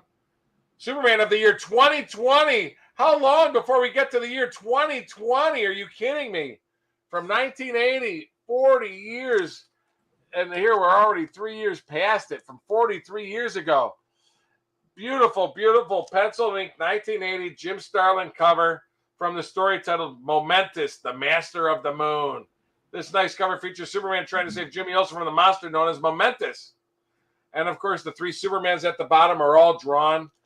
And also, the also is all drawn at the top. Also, it's all drawn, but they just put stats over them. This is all drawn, too, but the Generations is a stat covering a stat. But even the wording at the bottom is all drawn. How about that? Mike, we're at 157 likes now. Are you kidding me? I would not kid you on that. Bill wears the mask if we hit 200. Bill wears the cat mask if we hit 200. But we're supposed to get, well, remember, everybody now knows that they can negotiate now. Yeah. But this Very is nice running by the great Jim Starlin. Get a load of that, folks. The year 2020. They thought it never would come. Wow. I know. I remember everybody freaking out when the year 2000, everybody thought the banking industry would go under. With the 2000s on computers, remember? We were waiting for everything to crash. Okay, next batch of art. My goodness, look at all that art you're carrying. Oh, that's just the next 10 lots. Holy Toledo. We got a whole bunch more. Toledo. Where are we going next? Oh, that Hawk. Oh, my Lord. Anybody wants a bigger image of Hawkman? I don't know where you're going to find it, but check this out. The splash page to Hawkman #2. Murphy Anderson, pencils and inks from 1964 from the story titled Wings Across Time. As Hawkman, these guys shoot a cannon and zap his wings. All the feathers go shattering around. Beautiful large art 1964 splash by the great Murphy Anderson. Doesn't get much better than that, folks. If you want a great Hawkman splash, wow, look at that large art, folks. It's as good as any cover. We are about at the halfway mark. But it's a splash. We're about so that's that one. I need a little bit more time. I got to go to my next set of emails here. Hold on a second. Bill, talk for a minute. I can talk about it. What do we got? So talk about OAX. Talk about OAX or something. Well, we did hit 160 plus likes right now, but OAX, ticket sales. You can tell some people about the artists coming too, if you want. Well, everybody I think knows that already. We got Adam Kubert, Mike and Laura Allred. We've got Gerhard, Adam Hughes. I don't even have the list in front of me. I guess I should know it by heart by now since I've talked to most of everybody. What do we got? We got Mannix. I know people are asking about Mannix. Sean Gordon Murphy, Bob Layton, Jimmy Palmiotti, Amanda Connor, Andy. Who's Mannix? That's a TV show from the 70s and 60s. Yeah, that's exactly. Yeah, that's what it is. Mannix. No, he's an artist from Next Comic Art. We got George Pratt. We got Allison Sohn, Dan Jurgens, Kevin Nolan, Jose Luis Garcia Lopez, John Beatty, Miko Swayan, Harvey Talibao, Bob McLeod. What else we got? Matt Allison. And everybody knows Ken Hazer from Dynamite. He's going to be there too. And then we have Aaron Connolly. And we haven't announced Matt Wagner yet, but that's probably a lock. So, you can expect Matt Wagner to be there too. We had a nice conversation after our last show. And we do need Hembeck. We're trying. Hembeck's a busy guy, believe it or not. I mean, he's always doing those eBay auctions for everybody. So he almost has no time to go to cons. But inquiries are out there, everybody. Sergio probably know. The biggest thing for us is every time Kazra and I have approached pretty much anybody, everybody wants to exhibit. So, we had to pump the brakes a bit, and we're in a holding pattern because I think we're probably already at 50 confirmed, even though we're showing less than 25, I think, on the website right now. So it's a good thing. It's a good problem to have, but very, very exciting, humbling in many ways. Yeah, especially for it to be, again, it's the first inaugural show to get that many people. That's just astounding. Right. I mean, we've had to start turning people away. It's odd, but at any rate, ticket sales are really where it's at now. That's our focus. So tonight is the last day to get your early bird discounts on those. And big reception. Especially if you live in the north. Remember, Bill, we've always said, why isn't there a great show in wintertime so people in the north could get out of the cold? And boom, there you go. All right, I'm all set. You're all set now? We can move on? Yeah. All right. So we have another recreation here. I love this. This is one, again, for my buddy Johnny Den. This is done on 11 by 17 board. One of the only times. I think he did one other one like this. But recreates arguably the most famous panel, I think, piece of art in John Romita's history is, to me, Spidey 42. And he blew it up on 11 by 17 artboard and redid the whole last panel in 2005. This is done in all pencil, folks. It's unbelievable. I always said John's penciling is far superior to even his inking, just because what he does with a pencil is just unbelievable. But just a beautiful, beautiful piece, commission. You get arguably the most famous scene he ever drew, and you get it right there, recreated. The original art, the guy that owns it, I think, wants like $500,000 for it, but he wouldn't sell anyway. So you get at least John Romita drawing his most iconic scene ever in his history, in my opinion. So that's it right there. How about that, huh? That is really nice, Mike. Yeah, you're not going to see anything like that ever again. So, nope, that's beautiful. Bolland isn't coming, but I did see that Joseph Melchior bought a ticket today. So Joseph will be there. We did reach out to Frank Whiteley. He's the only person who said no at the moment. So of all the people we asked, he was the only one that said, I'm very busy, as we already know that Frank always is. Vin. And he said that Frank who? Frank Whiteley. Oh, remember Frank All-Star Whiteley. Superman artist? Yeah. Yeah. We told him we'd go back to him in September, because there'll always be a table for Frank Whiteley, I have to say. But he's always busy, and he's going to that show in Sao Paulo in November, I think, or end of November, early December, whenever that is. Hey, Bill, Bill, can you please post what IXN just said at 10:34? It's very important. Why meet any artist when I can meet Mike Burkey? Yes. I'm teasing. Thanks, IXN. That was funny. That was cute. And that is very true. We already have, I think we already have like 20 art sellers on the website already. Is that true? No, we only have 17 listed. But trust me, we're talking. I'll be bringing pretty much my whole inventory, because I might be slowing down on some of the big cons, but I'm gonna keep doing bills all the time. So we'll see how it goes. There you go. Todd McFarland. I'll ask Alberto if you like. I don't mind reaching out. My guess would be I'd get a no, a curt no, but I can ask. Anyway, all right. Great guy. By the way, he said such a nice eulogy for John Romita. He posted on YouTube. I saw it. It was really awesome. His tribute to John Romita was awesome. I do remember that. All right, where are we at? What are we at? Okay. Jim Aparo Spectre, Bronze Age. Check this out. In the Bronze Age, how many times you get a Jim Aparo pencil and ink Spectre cover? Not only do you get that, you also get Dr. 13, the Ghost Breaker from Haunted House. But from Ghost 98, just a great cover with Jim Aparo drawing the Spectre, and you get the haunted house from the Secrets of Haunted House behind you, and the two great people as well as Spectre on it. So to me, just a great Bronze Age 43-year-old Spectre cover, pencil ink by Aparo. Wow. Great cover, folks. That is nice. 43 years old. Wow. Hard to believe, folks. Hard to believe. Barry Smith, Captain America. How many times do you find Barry Smith, Captain America, and Daredevil? This is probably one of the only times you're ever going to see Barry Smith drawing Captain America and Daredevil on the same page. Are you kidding me?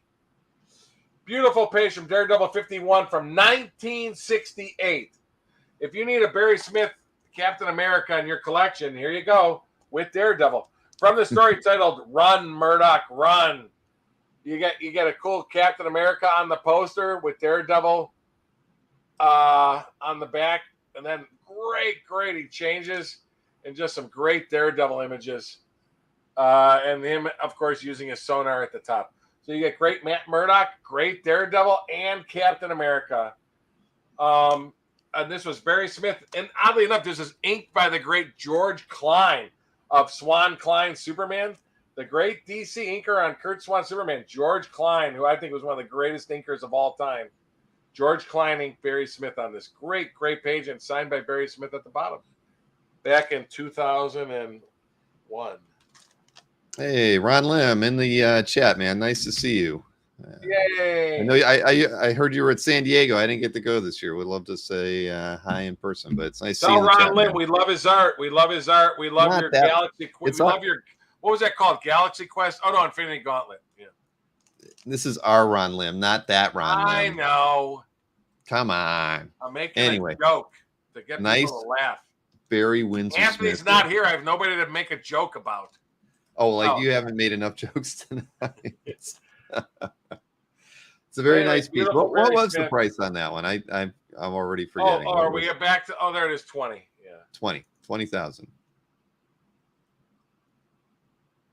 Yep, but drawn in 1968 with the 68 stamp on the back. Yep.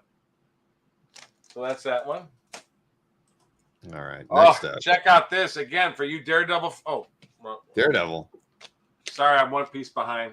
Same price. I put it in the wrong spot.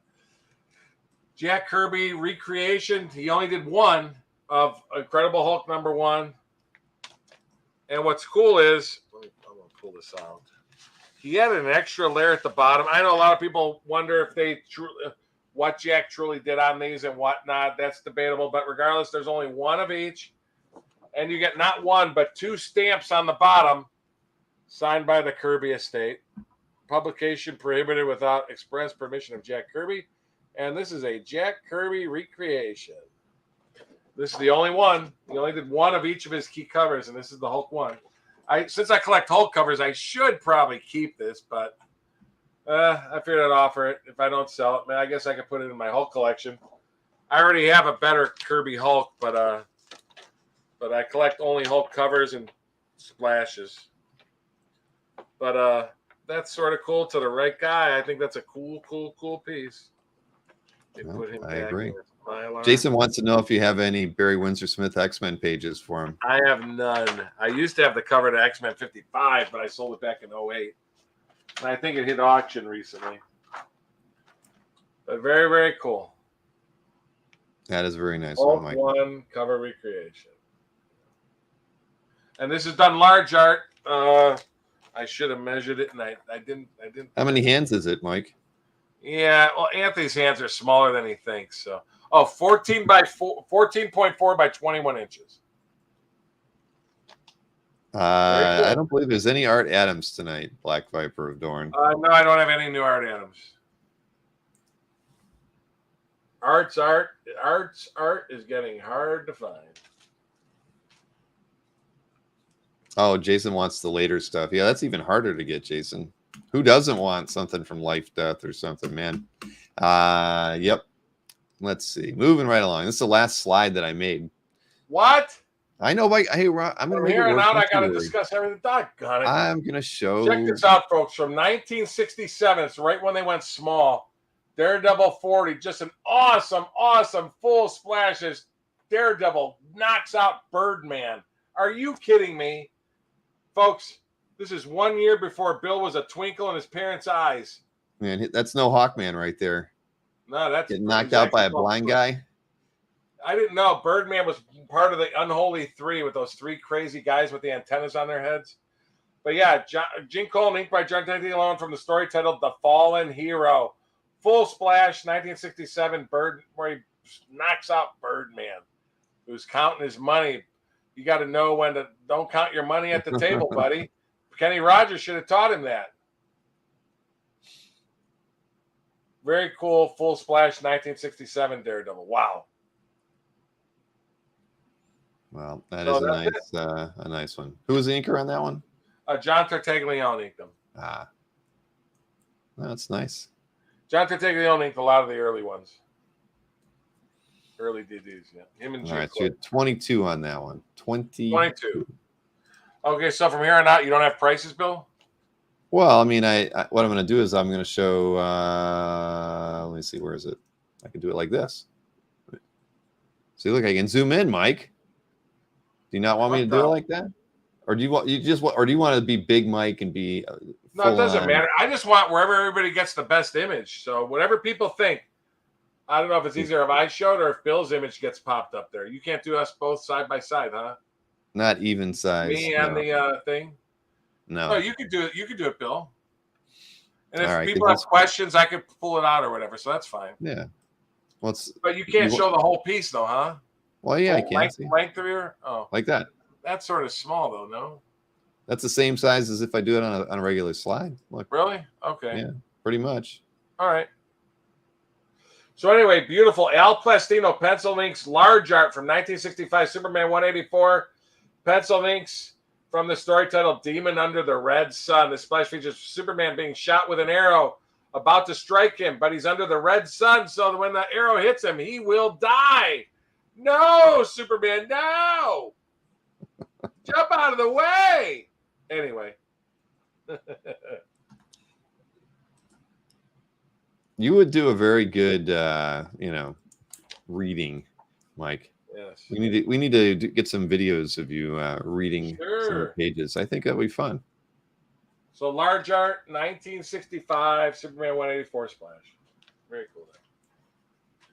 Ooh, the next piece. Oh, you Mike Grell fans, check this out. Are you kidding me?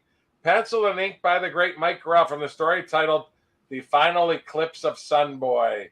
This super cover features 5 great Legionnaire members battling as Superboy battles Sunboy with Saturn Girl, Brainiac 5, and Element Lad, all beat up laying on the ground. Are you kidding me? We wouldn't kid you. But now, what's the price on this one, Mike? Oh, that's right. You don't have it on there. The price is $24,000 on this one. Margaret likes this one because she is a Legion fan. We do time payments. Nobody does time payments like Mr. Burkey. Yep. Like I said, in San Diego, I gave 2 guys a year to pay, but they bought 6-figure items. So I was happy to do it. So, but beautiful, beautiful. Doesn't get much better than that with 5 great Legionnaires all on the cover. Pencil and inks, Mike Grell, 48 years old. Holy moly. Oh. It is a doozy, Mike. It is. Yeah. I hear you, Stevie B. We hear you. Some gorgeous stuff, but when the price of comic art rivals the cost of your card, do you throw in floor mats? No. But Margaret, I can go 2,000 less for you and give you time payments. Let me know. There you go, Margaret. Something to think about. Sure. All right, what's next, Mr. Burkey? Ooh la la. This is one of my favorites. Now, this one, I almost don't want to put a logo on it. Oh, this beautiful Detective Comics. Detective Comics number 465, cover 1976, by the great Ernie Chan, from the story titled The Best Kept Secret in Gotham City. This, I like when you do it like that, Bill. That looks better if you scroll. This awesome cover, and that way I could read my slides easier, so that's good. This awesome cover, pencil ink by Ernie Chan, features Batman crashing through a glass window to save Commissioner James Gordon from the evil Starkey Kell and Little Dutch. Can't believe those are their names. Starkey Kell and Little Dutch. The famed villains Starkey Kell and Little Dutch. Little Dutch is putting a sleeper on him. They try to put a gun to the head of Commissioner Gordon. But I love that. But it's amazing how that's why they didn't put the logo on this one. God, Chan drew the art all the way to the top. Wow. Yeah, that is nice, Mike. And Margaret, if you wanted 1 year to pay, I'd give you a year to pay also. All right, and this one's the Chan was 25,000. So everybody knows. The Chan is 25, yes. And I told her I'd knock 2,000 off, and I'd give her a year to pay if that helped her out. So. All right, thank you for doing that. All right, next up, Alex Ross. Next up, ooh la la. Check out this very large. Oh my goodness, by the great Alex Ross, published in homage. Okay, for you homage people, the homage to Bernie Wrightson, Swamp Thing 9. Beautiful, beautiful full painting, done as a G. Clay and poster published from Alex Ross art. Beautiful, beautiful. Yeah, that looks good, Bill. I like when you do that. Full painting in homage to Swamp Thing 9. It's $27,000. This was published as a G. Clay sold by Alex Ross's publishing company. And doggone it, I realized I forgot to put the size. This art size is 16.5 by 20. Oh yeah, did I have it on there? I believe you did. Okay, 16.5 by 20. That's right. I scrolled too far down. 16.5 by 20. Oh, happy days. Yes, and this is priced at $27,000. $27,000 on that one. It's a beaut, man. Get a load of his face, and I love the trees in the background and everything. Wow, it's a stunner. Oh, gotta grab the next batch. Hold on a second. We only have about 40 more, folks. About 40 more pieces or so. Only 40 more. Right around there. We've got a great Gene Colan Howard the Duck 15 cover price. Ooh la la! Check this out. On the island of Dr. Bong. Are you kidding me? I love Dr. Bong. To me, was his greatest villain. From 1977, penciled by Gene Colan, inked by the great Tom Palmer from the story titled The Mysterious Island of Dr. Bong. Get a load of this. Beverly Switzer and Howard are trapped. I mean, trapped in the quicksand on Dr. Bong's island. Are you kidding me? But again, Colan Palmer covers from the 70s, folks. You just don't see them that often. Dr. Bong. I mean, it's so hard to find Dr. Bong covers. What are the odds of having even more than one Dr. Bong cover? I don't know. It almost sounds unfathomable to be able to have more than one Dr. Bong cover. Oh! Dr. Bong. This is the last cover of the original run. Issue 31, another Dr. Bong cover from 1978. This was the last issue featuring Dr. Bong smashing Howard and busting his costume out. But anyway, this one is actually inked by Al Milgram from 1978. How about that? And this one is 28 grand. But very cool. Again, we're talking 45 years old. I was looking at the other thing, but very, very cool there. And this one's priced at $28,000. 28. Package deals. You get 2 bongs. Yeah, if you take the pair, you get a double bong. You get a double bong discount. Oh yeah. Giving all the good stuff away tonight. A double bong discount. Oh, happy days. For the pair of Gene Colan Howard the Duck covers. Check this out, folks. From the famed death of oddly enough, Captain Marvel dies in this issue. And of course, her head is the closest one to Spider-Man. So she's the one that passed away. In homage to John Romita's Amazing Spider-Man 121 cover, we have John Romita Jr. and Scott Hanna's. They signed it twice also, and there we got bricks. But beautiful cover. The Death of Captain Marvel issue. Amazing Spider-Man 26 cover. And this one is 28 grand. Really, really nice. Bill could show close-ups of it. Look at all the characters on it. Captain America. Captain America, are you kidding me? Captain America, the Black Cat, Miss Marvel, Mary Jane, J. Jonah Jameson, Harry Osborn, the Human Torch, the Prowler. Who else is all those other guys? Robbie Robertson, his son. They're all on this one, folks. Wow. And price on this one, Mike? 28. 28,000. From the story titled "One Shall Fall." I sold the last page splash to it for 13 grand. I mean, I think the cover is pretty powerful too, because Spider-Man's not no, Peter Parker's on the last page splash. So that one where they did the little tribute to her in the end.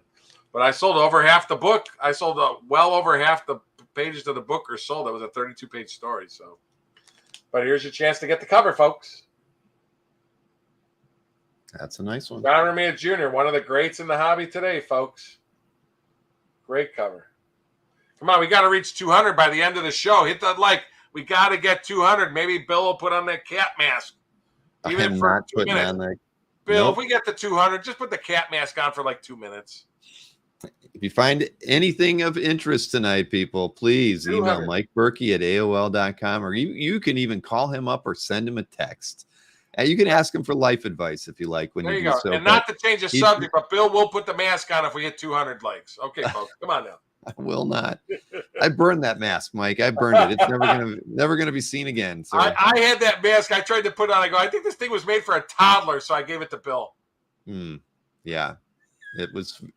Yes, keep laughing, buddy. Keep laughing. What do you got next for sale? I think there's a Wally. That is like an absolute Bill Lash. You know, you should paint that mask black, and you could be Bill Lash. Marcus, hit him up on that. Yep. Next up, What do we got? I'm not going to break in a GIMP mask. All right, we've got a what do we got here? A Wally Wood Astonishing Tail Splash. I think we've seen this once or twice before over the years, but it's a good one. Bill, this is what I was going to say, and I don't want he's a close friend of mine. I sold this last year on this show. And, on the San Diego preview show? On the San Diego preview show, I sold it to a collector that we all know well, and I told him not to do it. He put it in an auction. He needed to raise money, and I bought it back, and so here it is again.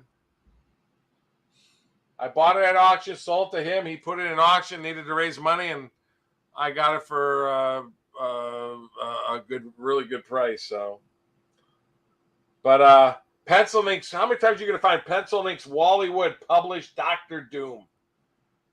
Everything is drawn on this too. Everything is drawn. Are you kidding me? Just a beautiful, beautiful full splash Astonishing Tales 2 from the story titled Revolution. Beautiful, beautiful Doctor Doom. Look at that pose. Are you kidding me? No one would kid you, Mike. So price on this one, $28,000. $28,000. Yep. And Ron Lynn That's wants the price to know, it sold for last year. So Ron Lynn wanted to know when we were going to do a show of Marcus's little Albert doodles. Well, I actually did feature some of those Albert doodles in last week's CAF update. Not one that was drawn by Marcus, though. I think there was a Mannix, and I can't remember who the other ones were, but I did bring it up. Mike, did you draw an Albert doodle? I don't know what that is, but I know the theme from Mannix from the 60s. You want to hear it? No.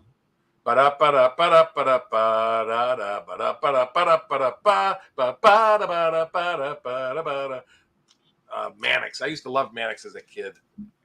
Caramba. Mannix All was right, one of the next best up. top shows in the 60s, 70s. Where are we going next, Mike? His name was Mike Connor Mannix. Yeah. Okay, next one up. Beautiful, beautiful. Shelley Moldoff, inked by Charles Paris. Check this out. Detective Comics number 326 Splash from 1963. It's also 28 grand. Beautiful, beautiful, from the story titled Captives of the Alien Zoo. It features beautiful full body images of Batman and Robin having to perform like circus animals for the crazy bird alien, bug alien, and an amoeba looking alien. Are you kidding me? Wow. It's like an ant circus. That's Signed crazy. Bob Kane, but of course it's Shelley Moldoff, inked by Charles Paris. Are they related to that Green Lantern character we were seeing earlier? Tomar Ray. How funny is Tomar that? Ray. It could be from a similar galaxy. I think so. None of them Tomar have Ray that is a Green Lantern, so the he's a fin good thing guy. on their head, but Tomar Ray is a good guy. Tomar. Mike doesn't know who Mannix is, and neither does Albert. No, Mannix was a TV show in the 60s. Mike No, Connor Mannix is a comic artist. Oh, I'm sorry. I didn't know. I thought we were doing TV trivia from the 70s. No. I used to know. I'm almost ashamed to say this. Say when it, I was Mike. in high school, I used to play a Wheel of Fortune with people. But anyway, we used to do trivia. I used to know the theme songs to over 250, almost 300 television shows in the 80s. I led a very sad life, folks. Comic books and television. But I memorized over 250 to 300 television show themes. It's nuts. But it gave me a better memory. Okay. 28. Send your requests in to Mike. He's got 250 songs from classic television memorized. If you've got a favorite and you want Mike to sing it, you can email him, you can text him, or you can ask him right in the chat. He'll do it. High Chaparral is one of my favorite themes. I hated Westerns, but I love that theme. Oh. All right, moving right along. We still got a lot more artwork. High Chaparral was before my time, but I loved the theme to it. I think we got another Howard the Duck cover coming up, don't we? I think we do, but I got a funny story about this one, Bill. Funny story. If you'll notice, something to do with not beavers? signed on yours. Steve Lealoa is one of the nicest guys in the hobby. This is Gene Colan, inked by Steve Lealoa. He was walking and he goes, I inked that cover. I go, the 9 is one of my favorite covers. I go, Steve, I took a picture of Steve and he signed it at the bottom for me, and I took a picture of him holding it and signing it. So Howard the Duck number 9 is Gene Colan, inked by Steve Lealoa. As he battles La Beaver, the French beaver, La Beaver, from the story Scandals, Pluck the Duck. But very cool how Steve Lealoa is walking by and he goes, I inked that cover and I am signing it. Very, very nice. That's $28,000 also. 28 grand. Hey, Coom wants to know if you know the Knight Rider theme song. I do. I never really watched that one. It just didn't really have a whole lot of it just goes wah, wah, wah, wah, wah, wah, wah. But I wasn't really a fan of Knight Rider. Knight Rider, believe it or not, a little late for me. About that girl. Oh, that girl. God, that girl's actually before my time. Baywatch? No, I never watched an episode of Baywatch. Benson? I know. I knew the girls. I mean, I loved them. They should have worn. If they wore bikinis, I would have watched them. I wasn't into one pieces. Oh, that girl. I loved that girl. She married Phil Donahue. Debbie Thomas. Oh, boy. Mr. Belvedere, I never watched. Cumberbatch says have Mike sing Baywatch and have Anthony recreate the opening run. In a diaper. Absolutely. Yeah, 60s and 70s Three's was my Company. Yeah, come on, knock on my door. We've been waiting for you. Barney Miller.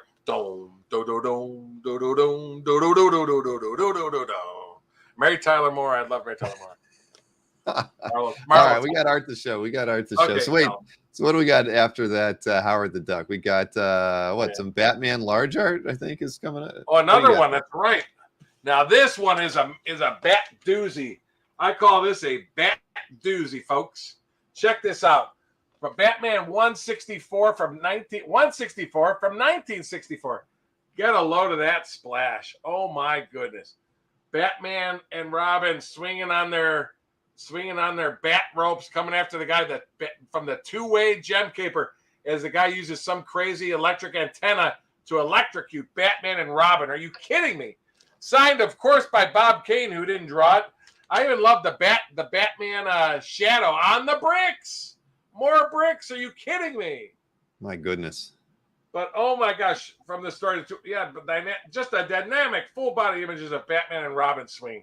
Classic 60s stuff right there, folks. But anyway, really. All right, what was the price on this one? Oh, 29,000. This one is 29,000. Yep. All right. So there's that one. Again, anybody? And that's the original logo. I'm gonna start mentioning. It definitely logos. is. You can tell. Boy, this one is tough. I think it's original logo, but it might not. I think this is not an original logo. Next piece. Oh wait.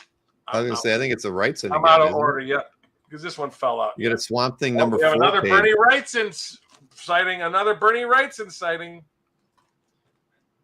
What number are we look at? at the We're detail at on this 92. one with some great Swamp Thing panels on it, folks. Oh, from Swamp Thing number 4. Check this out. From the story titled The Monster on the Moors. Pencil inks Bernie Wrightson features great close-ups. A guy screams. Look at the close-ups of all his face as their friend gets killed by a werewolf. How horrible his throat. Like it was cut out from a dog, some dog. But 'tis not a dog. And that Swamp Thing seems not the only monster walking the moors this eve. Think I'll stick around a while and meet the other one. But great panels with Swamp Thing. Just a great page, folks. Oh, one of the nicest inked Bernie Wrightsons with Swampy on it that you're going to find out there. Wow. I have one more that's even doozier, but this one is great. This one's $30,000. So, all right, and that was 92. Find the early Swamp Things from 1972, from the first year. Great piece. Now we got a Spidey piece up here next. And this is one of our 5 stories, large art. Check this out. One of the best battle pages to the book.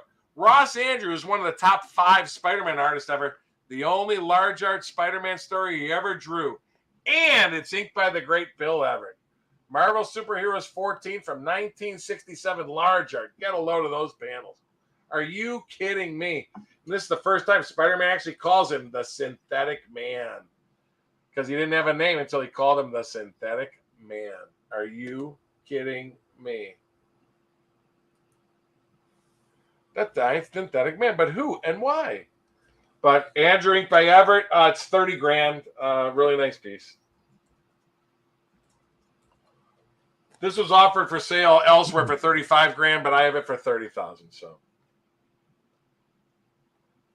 great battle page. The only large art Ross Andrews Spider-Man art you can ever get is this story and this story only. It's the only twice up art Ross Andrews ever drew of Spider-Man, ever. So very cool stuff.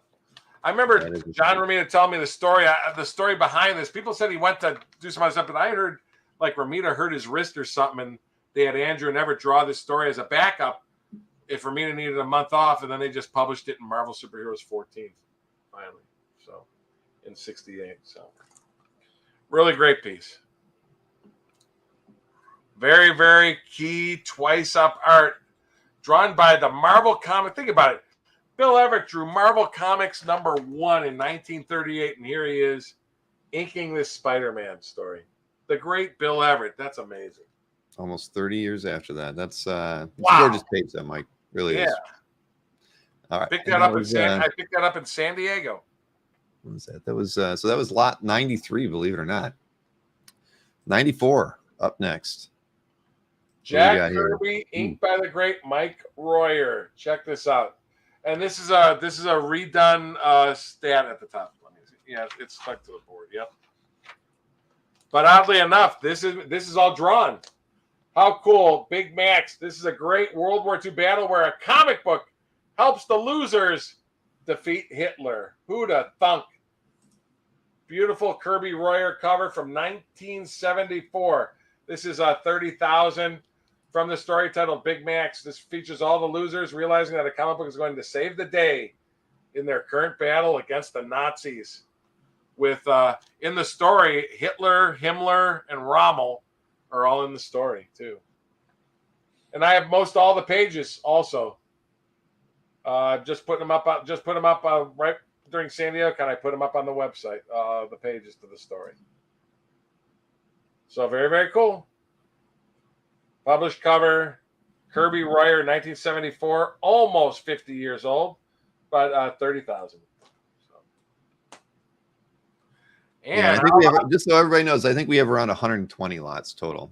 So just piece count, because of some of those, it was putting us closer to one. Some of them are complete stories, so the pages, yeah. Yep. So but in total page count, we're higher, yeah.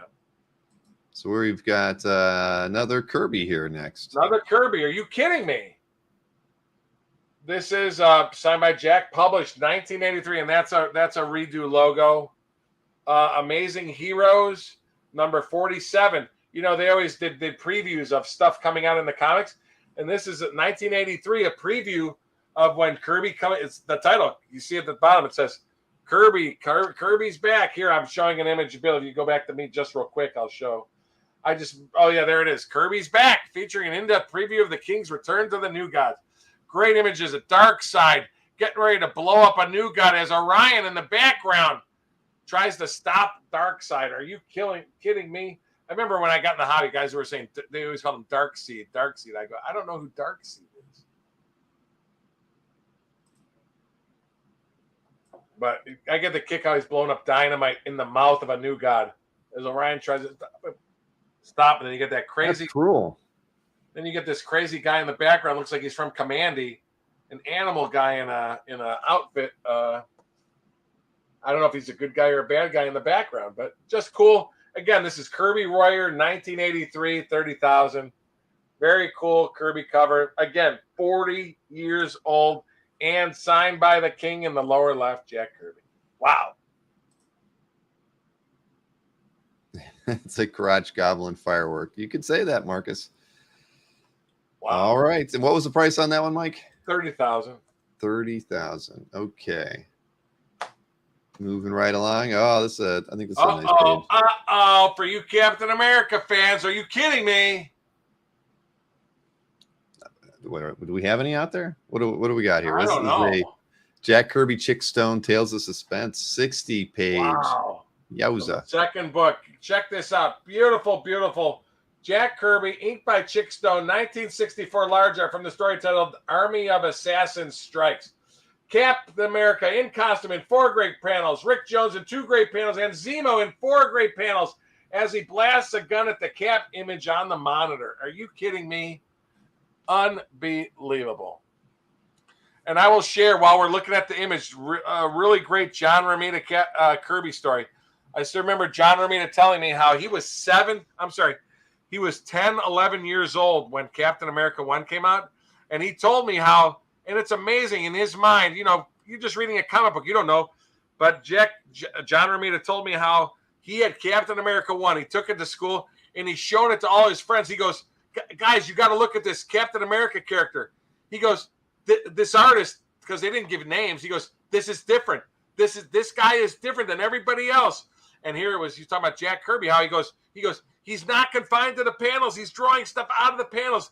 This guy draws comics different than everybody else. And Romita's 11 years old, and he's talking about Jack Kirby, Captain America #1 comic book. He bought it off the stands, and he knew. He said, this guy is different than everybody else. And what are the odds? 25 years later, they're working together at Marvel Comics. Isn't that something? That's true. And where are the prices? Jason wants to know. Jason, I could only make 80 slides today when that's all I had time this for. One is 30,000, folks. Large art, 1964. So blame it on me. But yes, we're at lot 96 right now. So I will say this is 30,000. I sold a small art Cap 102 page for 20,000 at San Diego.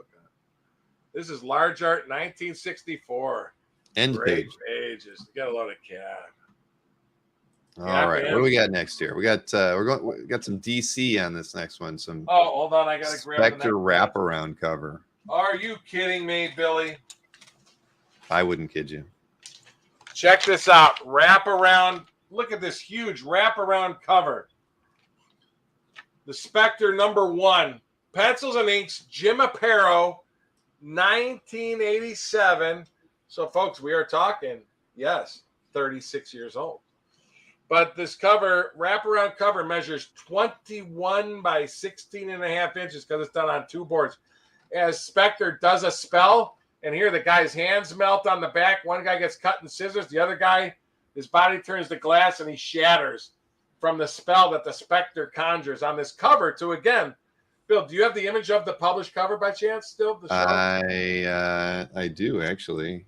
I would just like to show the published cover. Yeah, there you go. Spectre #1, wraparound cover, folks. Pencils and inks by the great Jim Aparo. Holy Toledo. So very cool published cover. Pencil and inks. Spectre by Jim Aparo. It's just hard to find that. On this one is 32,000. Wraparound cover, 21 by 16 and a half. See, we're now sponsored by Zevia. No more Coke. And you're probably right. That is the problem. 0 calories and not enough caffeine. But it's probably better for me. Right, Mike? You're probably drinking a Coke right there right now. No, I'm actually drinking water, believe it or not. How boring. I'm trying to cut my intake of I love this diet fruit pop that they have. I don't say soda. We say pop here in Ohio. Anyway, I love the stuff. Walmart has this peach, this clear stuff. It's so awesome. Peach, black cherry, and Concord grape are my favorite. And they're clear in like liter bottles, 72 cents each, and they're awesome. But I haven't gone shopping in 2 weeks because of San Diego Con. There you go. Now, you do not own the Amazing Spidey 50 cover. I used to own it. I bought it and sold it. You don't own it any longer. Okay. I don't, but I do have 1994 Sotheby's. John Romita did 6 cover recreations of 6 of his most famous covers. I own 4 of the covers: the Spidey 50, the Spidey 54, the 64, and Daredevil 16. The other 2 covers he did was Spidey 100, which sold for $78,000 in the 2012 Sotheby's. I'm sorry, Heritage. 2012, it sold for $78,000 and change. And then I know a guy in Italy owns the cover to recreation of Spidey 39. Those are the only 2 recreations. John only did 6 total recreations, black and white. I got 4 of them. The 100 sold at Heritage for $78,000 plus in 2012. And then a guy in Italy has the 39 recreation. But yeah, the 50 original I don't own anymore. But I own a majority of the pages to the book. So that's because you're an interior guy. Yes. Now this next page is pretty pretty you don't awesome. want to know IXN. Ooh. I could tell you, but yeah. Okay, where are we at? Are we on the Wally Kirby Wood? Stone? Oh, the Wally Wood. That's right. Oh, that is very true. Let me, Complete EC story. Complete 6-page EC story, folks. Check it out. From the story titled Locker 9. Are you kidding me? Beautiful story from Aces High #2. And there's the last page. Bill could show the other pages, but really nice 1955 story. Pencil ink by Wally Wood, drawn on artboard and on craft tint board with Zipatone. Oh no, no, there is some craft tint there, and there is a lot of Zipatone. Beautiful, beautiful. Locker 9 is a World War I story where a guy named Bert, who's all muddy, and he's always working in the muddy trench on the ground. He finally gets his chance to become a pilot who he's always wanted to, but we find out he ends up replacing a pilot killed named Lieutenant Blackton, whose locker he now inherits, which is Locker 9. All this is drawn too, but every page, beautiful pencil inks. Wally Wood from 1955 6-page story is $30,000.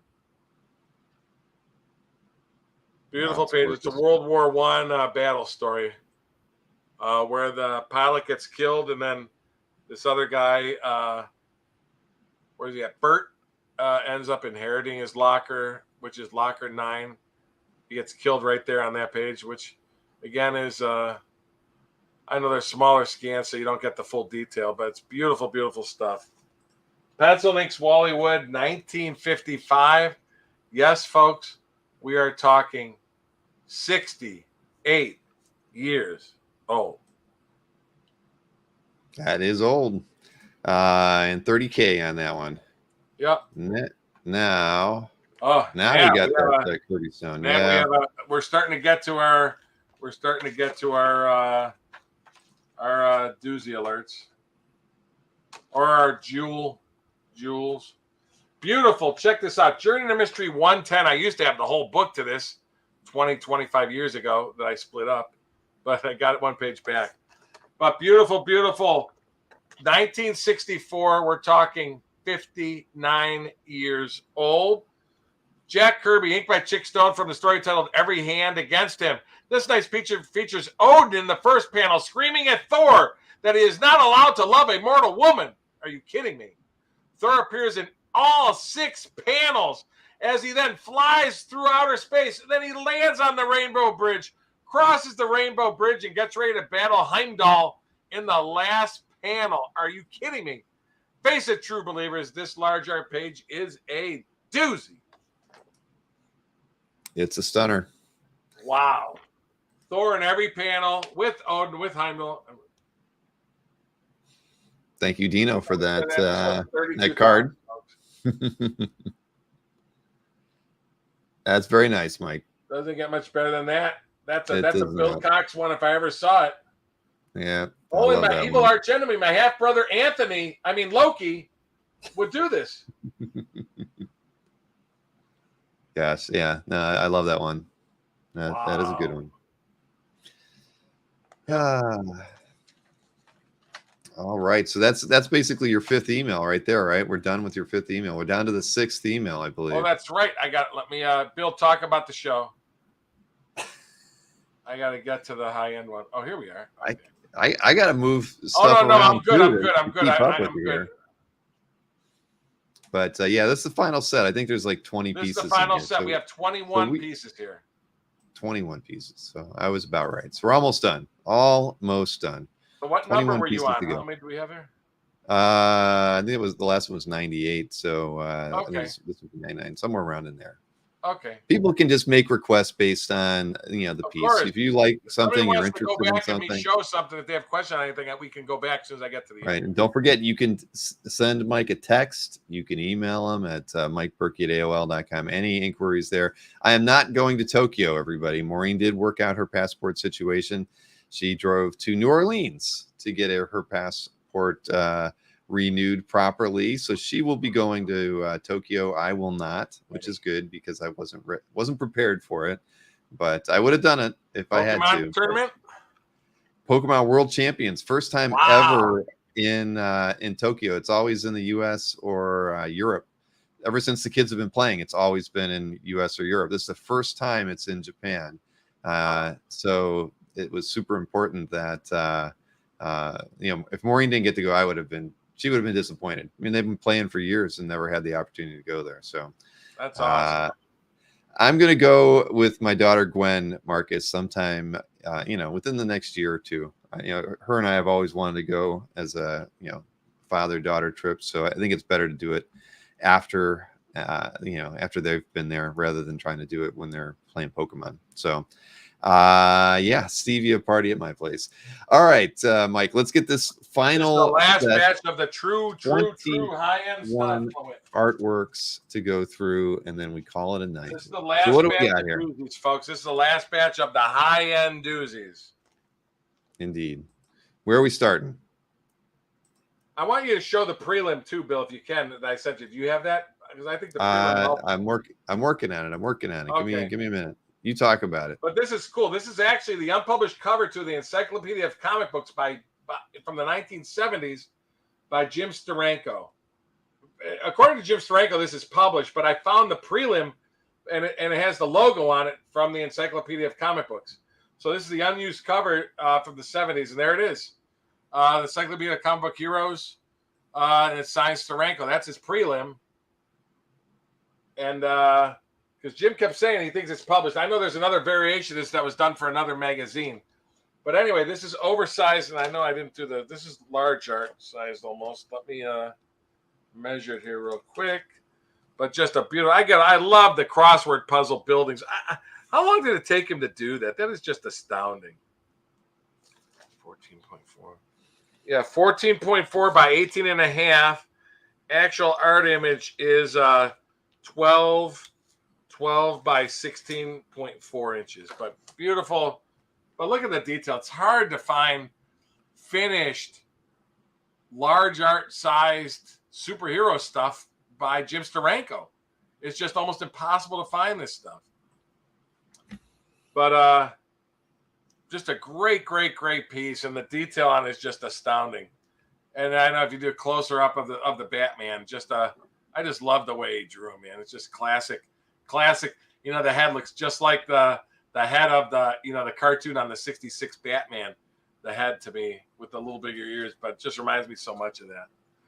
But just a beautiful piece there. And that's 38,000 on that one. Okay, what do we got next, Mike? Yeah, here you go to live. I just wanted to show it up close, just the actual art there. Just get a load of that. Isn't that great? So that's it there. Okay, next one. I think we're getting into Daredevil by Wally Wood. Is that what you have next, Willie? Nothing big happened in 1964. Nothing important. Absolutely nothing happened in 1964. Not one single person I know important was born in that year. Does anybody get that one? I got it. Actually, our little buddy Anthony was born on January 1st of 64. So the Thor page, I believe Thor page was 32. I already closed that one. Yeah. No, I'll just show it real quick. I still have it up here. I know that's such a nice one, man. Like I said, yeah. If people really want to see something, I have no problem showing it off real quick. But check this out. This says number 6, but it's actually Daredevil number 5, 1964. Check out this beautiful page. Daredevil in his original red and yellow costume as the guy he's going to bat the bottom, the Matador. Are you kidding me? Pencils and inks, Wally Wood, 1964. We are talking 59 years old, folks. Wowza. Beautiful, beautiful page. And again, even though it says Daredevil 6, it's actually Daredevil 5. So beautiful, beautiful stuff there. Yeah, that's a great page. And we have another, don't we? Yep, we do. There's that page. So I just want to show it again, just live. See it. It's in a Mylar. Anybody wants anything pulled out, I can pull it out. But then, oddly enough, from the same story, I have one more, an actual battle page, which is even better. I have the same price on it. They're both 40, but I love this one, all battle, with the Matador and Daredevil throughout the entire page. Great, great, great page. Look, Daredevil and the Matador, quickly, let's run and call the police. Hola. Beautiful, beautiful piece there, folks. Beautiful page there. Bernie, right? I'm sorry. Wally Wood, pencil and inks, 1964, 40 grand. Beautiful bit. Is there just one D on his chest? Oh, no, there's two Ds. Very cool. Like I said, anybody has questions, just holler. Next. Oh, you ready, Willie? Oh, wait, we got one more. Okay. You there, Willie? Yeah, I'm here. I'm looking at the art myself over here. John Romita Jr., inked by Al Milgram, Amazing Spider-Man number 235, with the Will-O-Wisp, the tarantula, and a big spider head in the background. Are you kidding me? We got the origin of the Will-O-Wisp plus the deadly tarantula. Again, John Romita Jr. on his first run on ASM, which is very hard to find, inked by the great Al Milgram. Are you kidding me? This one is $45,000. Amazing Spider-Man 235. Really, really cool. And there's the published image. I always like comparing him to the published images. I always tell people, and I was going to mention a bill, you know, you're spending so much for your art, guys. You should expect your dealers to be able to show the published image, write up a nice description. I said, you sell a $10,000 car, people take 30 images of it to show. You have a website, you're selling art, you should, at the very least, scan the art, show a great image, write up a nice description, show the published page, or at very least the cover that it's to. I mean, I don't do it for everything, not a lot of my low-end stuff for time-wise, but any art of significance, I always try to scan the comic book, scan the published page. Yes, it takes a little extra time, but I feel people are spending big money for this art. I feel they deserve to get to see everything they should see to make an educated choice on if they want to buy art from you or not. So I just think it's cool. And I will give a shout out to Hans, believe it or not, Hans from Tri-State. He was the first guy. I never did this. And I went years ago, I went to his website and he would show the published comic book with his art. And I go, I never even thought of that. I go, I'm going to show the published comic book. Then with these Read Comic Online things, now I have access to, it takes time, but I try to put the published page with the art on my website. You'll see any art of significance. I try to always show the published page with it, or at the very least, the published comic book. It just helps people make, I think, a more informed choice on buying art. And you should have a nice description. I think people that just write penciler, inker, and a price, I just think they don't care about their customers. Just my humble opinion. You write up a nice description. Tell people who the penciler are. Tell people who the inker are. Tell people what the story is. Describe it a little bit. Let people know what you're selling. You know? I mean, people always say, I could put 200 pieces up immediately with pencil and inker and night, but no, I put up like 20 pieces because it takes me like a couple hours to write descriptions, but I think it's important. And Hans was the one. I saw Hans. I went to his site and saw he had the comic book next to it, and it just, a light bulb went off in my head. I said, I got to do this too after seeing his website. And he would do the comic book with the page, but I said, no, nowadays, again, with online comic books, I try to put the published. Hans always wrote a pretty long description, just like you. I just think it's important to do that. It takes a little time, but I think the people deserve it. Oh, Alberto asked you to show the Tales of Suspense one more time. I don't think anybody's being shamed, Jerry, but you know how it goes. A lot of dealers and reps have a lot of art to post, so I know, and I get it. Write a lot, but I'm not saying every page because I don't do every page. But I mean the higher end stuff, you really should make an effort to describe it. Show the image of the published piece. Show the story. I love that end. All that's drawn. I wish I could have. Yeah, stamped June 26, 1964 on the back, but they changed the wording on the bottom of it with a little bit of white on. But beautiful, beautiful page. Again, I sold a small art cap page from 102 for 20 grand at San Diego. This is large art. 4 panels of Cap, 4 panels of Zemo, 2 panels of Rick Jones, who ends up becoming Bucky later. And you get this really important general there, I'm sure, on the bottom left. LOL. Great, great, great page. Jack Kirby, Chickstone, 1964. Even get some little notes at the top. What does it say? Meanwhile, Zemo and Juggle watches Inside TV. There's a lot of wording at the bottom and stuff. So very, very cool. It's a beauty. It really is. Are we at 200 likes yet? Have we hit that number? Come on, we need 200 likes tonight, folks. I'm not We're putting on getting a to the cap heavy hitter stuff now, the real heavy hitter stuff. Even though this is all heavy hitter stuff. We've been selling a lot of tickets. Even if it's $1,000 piece, they're all great. Depending on which piece you want, let me know, Margaret, and we can work on it. Yes. Did you know OAX prices go up after tonight, Mike? Oh, okay. I hope I'm signed up.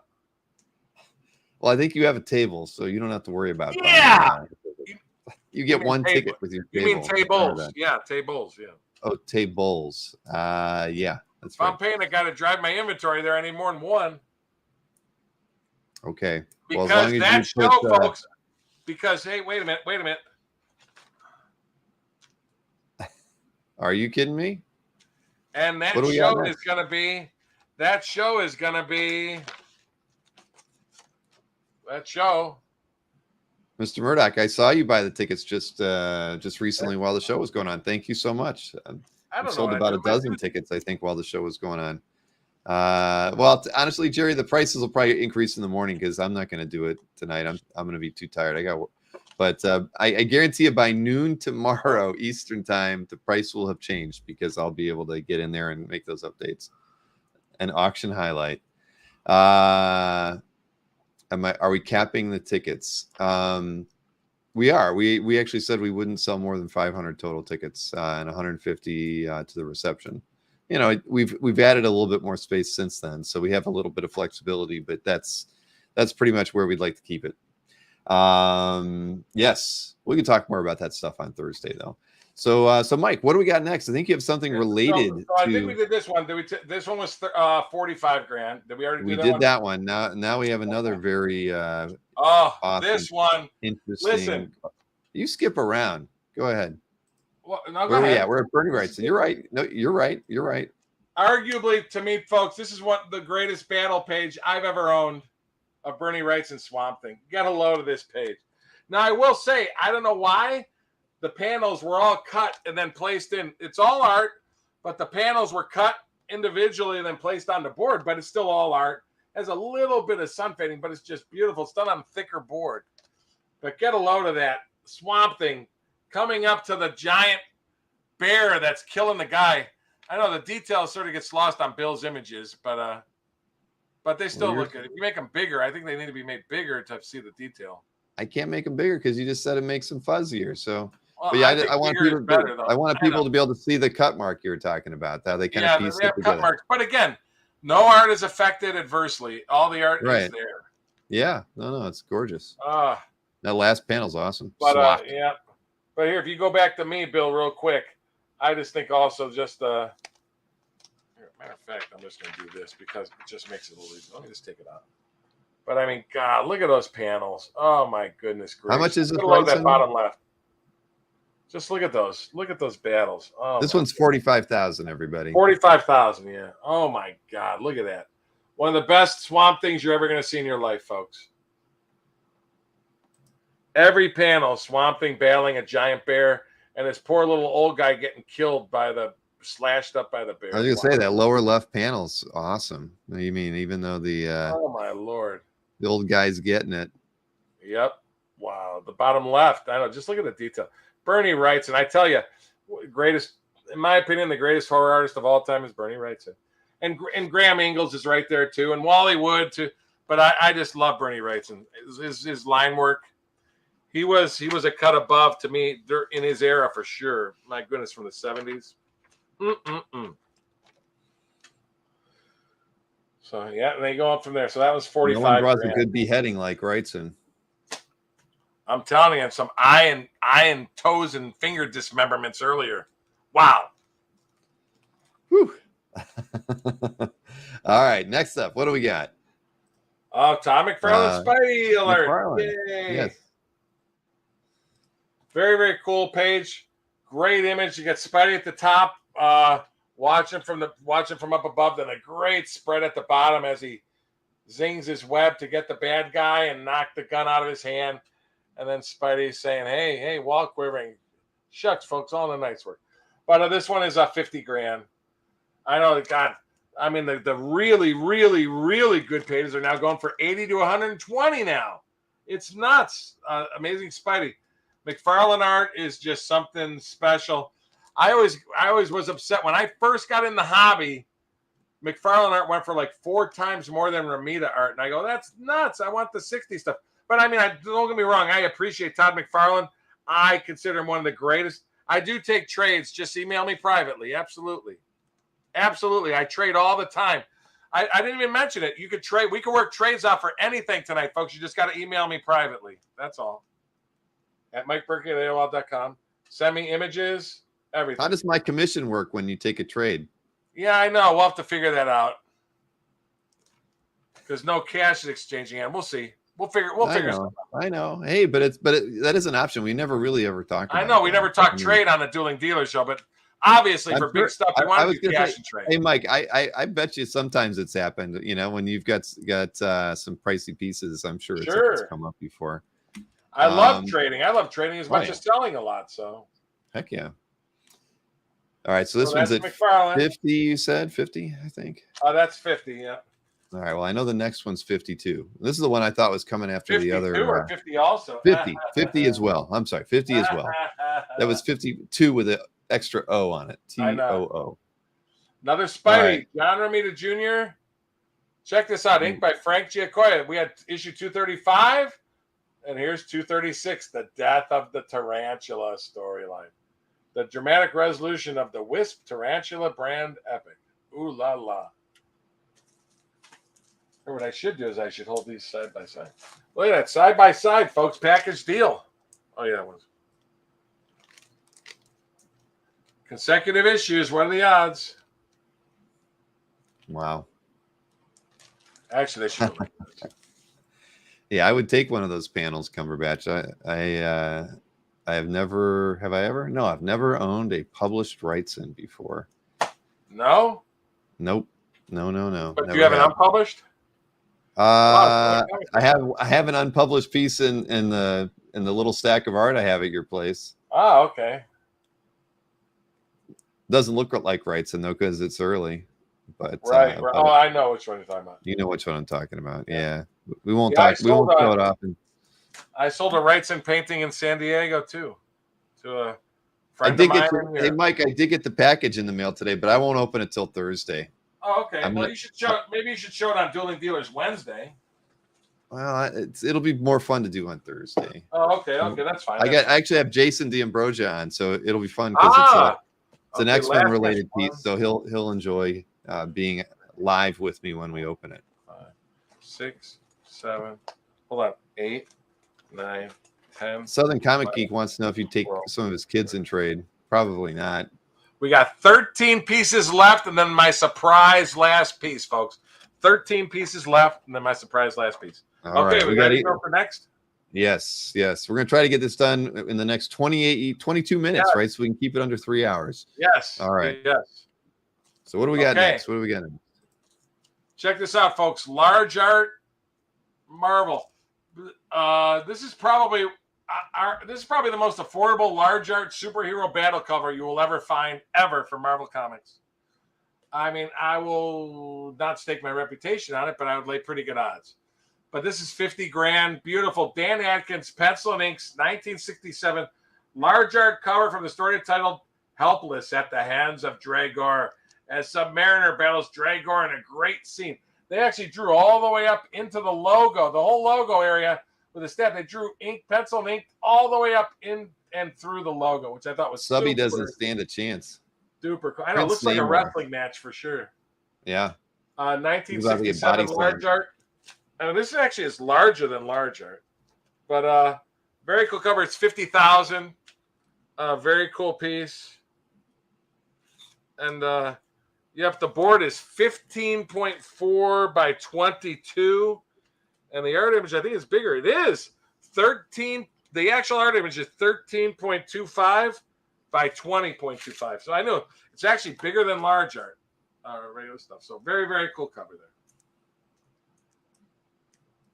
And again, we do time payments. This you can claim it anytime, Jeff. Anybody can claim it anytime. Yes. Okay, next piece.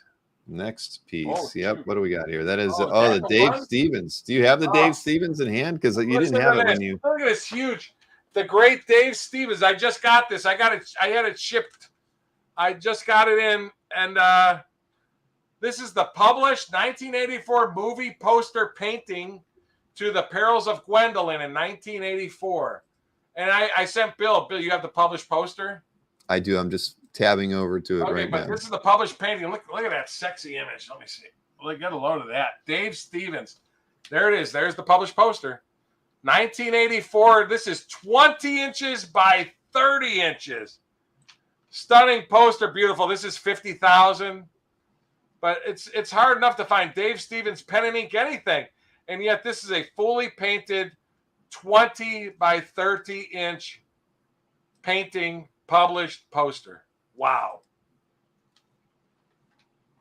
I knew Marcus was going to say that. Bill in bondage. That Billy, it looks like Wolverine almost. Looks like Hugh Jackman a little bit. But anyway. Beautiful 1984 and the sexy babe holding the trident. Wow. Is that the girl's name? Tawny Katane, yeah. Wow. Very cool. Yeah. Jeff's got a tape and DVD cover. How about that, huh? Yeah. All right. Yep, and that is the published. Don't mess with her. Sometimes he does stuff that's unpublished. It is the published movie poster. It's so large, I had to keep it separated from everything else. Ooh la la. Ooh la la. So that's available, folks. Time payments, trades. Just email me. All this stuff is available. Time payments, trade, whatever. We'll try to get it done if we can, for sure. I'm here to sell art, man, not show it like a museum like some people. I want to sell art. We'll figure it out if we're reasonable. That's all I can tell you. Okay, check this out. This is one of the best, to me, Gene Cole and Dr. Strange covers you're ever going to find. Not one, not two, not three, not four, but 5 different Dr. Stranges on the same cover. Are you kidding me? Bill, how is that possible? The multiverse? I don't know. You tell me. Doctor Strange number 11. Great cover with 5 different incarnations. The original, the 60s Doctor Strange, and then when he wore the mask, and then the surgeon Doctor Strange, and then the drunk Doctor Strange. 5 different incarnations of Doctor Strange. Can even the Sorcerer Supreme defeat specters from his own grim past in the story titled Shadow Play? Are you kidding me? This one is 50,000. The Cole and Doctor Strange covers have gone bazookas at auctions, but I think just because you get 5 Doctor Stranges on the cover, I just think this makes this one extra special. That's all. Beautiful, beautiful. I love it. Okay. Next up, what number, another Bill? 50,000. This is another $50,000 cover. I don't know the number on this one. We're around like 110 right now. Check this out, folks. Al Milgrom, inked by Joe Sinnott. Marvel Team Up number 61 cover. Great page. You think Spider-Man is battling the Fantastic Four? Oh, no, because look at the torch behind him. Are you kidding me? He's actually battling the Super Skrull that has all the powers of the Fantastic Four. But just you get the Thing's arm, you get Reed, you get the torch, you get the Invisible Girl, everything coming at him at once as the torch comes to help. Imagine how the torch feels. Great image. But again, Al Milgrom, 1977, Al Milgrom, inked by the great Joe Sinnott. Wow. That's a doozy. And that's issue 61. So that's issue 61. What normally comes after 61? 62. 62. Check this out. This came out. This is really early. This came out when Miss Marvel was only in her first year in the comic book, believe it or not. And just so you know, this comic book, if Bill has the published, this is the one and only cover to the book, but they changed the scroll in editing slightly. I have the black and white. I did a black and white copy of it, but they changed his head and arms slightly for publishing. But this is the one and only cover. They did it in editing after the fact. Spider-Man is exact. Miss Marvel's exact. They just changed the arm of. They wanted the arm placement of the thing of the reed arm and the torch arm on the. They changed it around in editing. But I got confirmed. This is the one and only cover to Team Up 62 from 1977. This one is 55,000. So, but the one and only cover. I said my philosophy. I always tell people, whenever you own a Spider-Man cover, you never lose money. I'm just saying, Spider-Man never goes down. It's just a fact. I picked up a Ross Andrews Spider-Man cover in San Diego, and I did a deal with a guy and sold it for over 100. Ross Andrews Spidey cover. So, and Gil Kane. This is Gil Kane. Yeah, one of the greats of Spidey. So that's just 55 grand.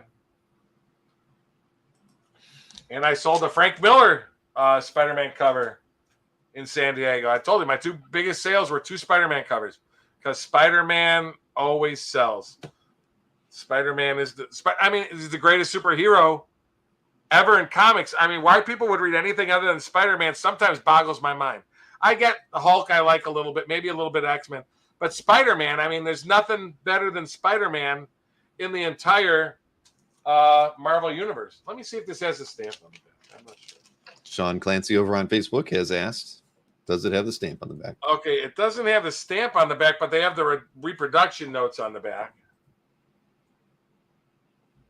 But I got confirmed that this is the one and only cover drawn for that issue. So, and that everything else was done in editing after the fact. Chuck Arnold says that Superman is the greatest superhero ever. I mean, created. Superman. You know what? He was the first true superhero. So, listen, they're from Cleveland, Ohio, where I'm from. So I have to give Siegel and Schuster some credit. So, I'll say, okay. Superman is the greatest DC hero. Spider-Man's the greatest Marvel hero. I mean, why else did they do that Treasury together in 75? The two greatest heroes from both companies. So I will agree, Superman and Spider-Man are there. 55,000. Team Up 62. All right. And speaking of we do package deals, 61 and 62. Oops. 61. Speaking of team ups, I know we have another team up cover coming here. What too, Are right? you kidding me? And we have another Spider-Man cover. Are you kidding me? This is a very unique cover in that I love that there's 6 heroes and villains on this one. Marvel Team Up 44. You get Spider-Man, Doctor Doom, Vision, Wanda, Moondragon as they battle the evil Dark Rider. But what's cool on this is, believe it, are you kidding?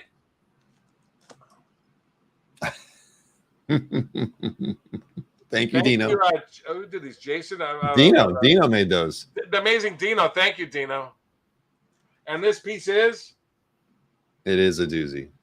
But what's cool is, I've never seen this before on the right. The Moondragon corner box is actually completely drawn by John Romita. John Romita hand drew the Moon Knight in the upper right corner because it was early in their career. Moondragon. What'd I say? You said Moon Knight. Oh, I'm sorry, Moondragon.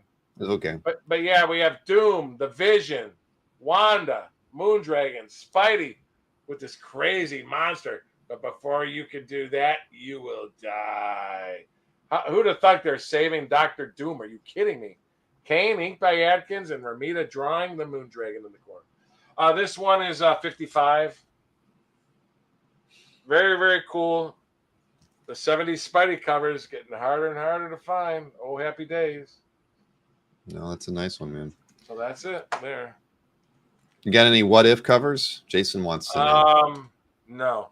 You know what I do have? I have the complete what if Wolverine had killed Hulk from the second series, Armando Gil. It's like a 50-page story. I found it in my shelf. I have the whole story.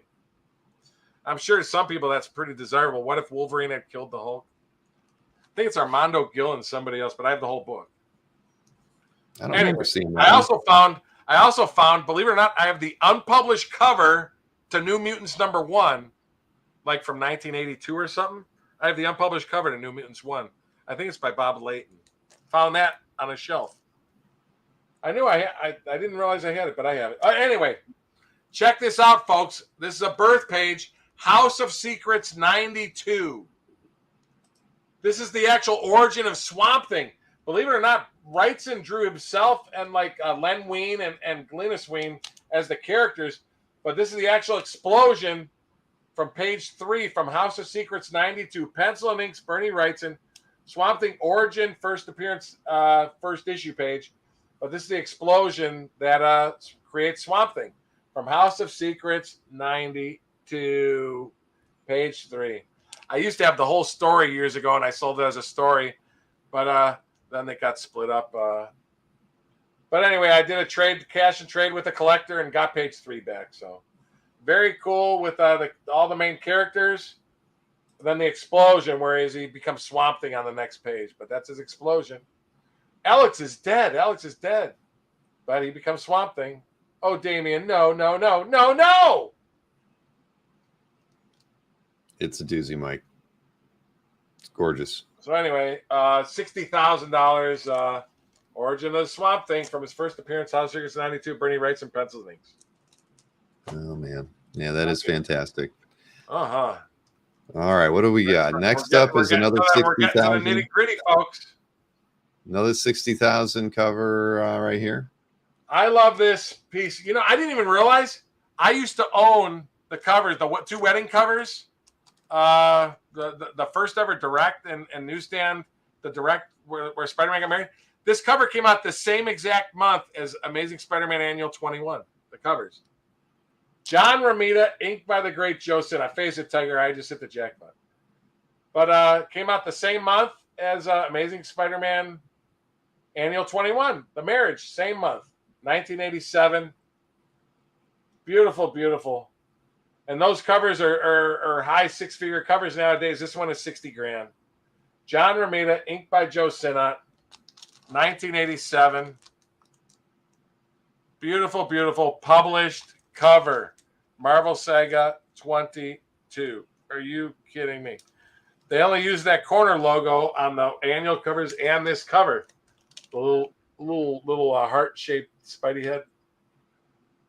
But all of them the same month. This probably came out weeks before the other one because they promoted it. I'm just thinking. But according to the Grand Comics database, they all came out the same month. Doesn't get much better than that, folks. I even have the T-shirt where they had actors, Mary Jane and Spider-Man got married at Met Stadium at home plate. I got a goodie bag from the guy, and I have there's the published cover. And show those published covers, Billy. Ooh la la. But anyway, $60,000. I think that's a great. If you're a fan of the wedding and stuff like that, that historic stuff, to get it by Romita. Again, this ain't just anybody that drew it. John Romita drew it, inked by the great Joe Sinnott. What a team. They actually worked together on Captain America 141 and 142 also. How about that? Ooh la la. We're getting better and better. You ready, Billy? I'm ready. Sam Keith, check this out. Wolverine and Nightcrawler. Marvel Comics presents 103 published cover.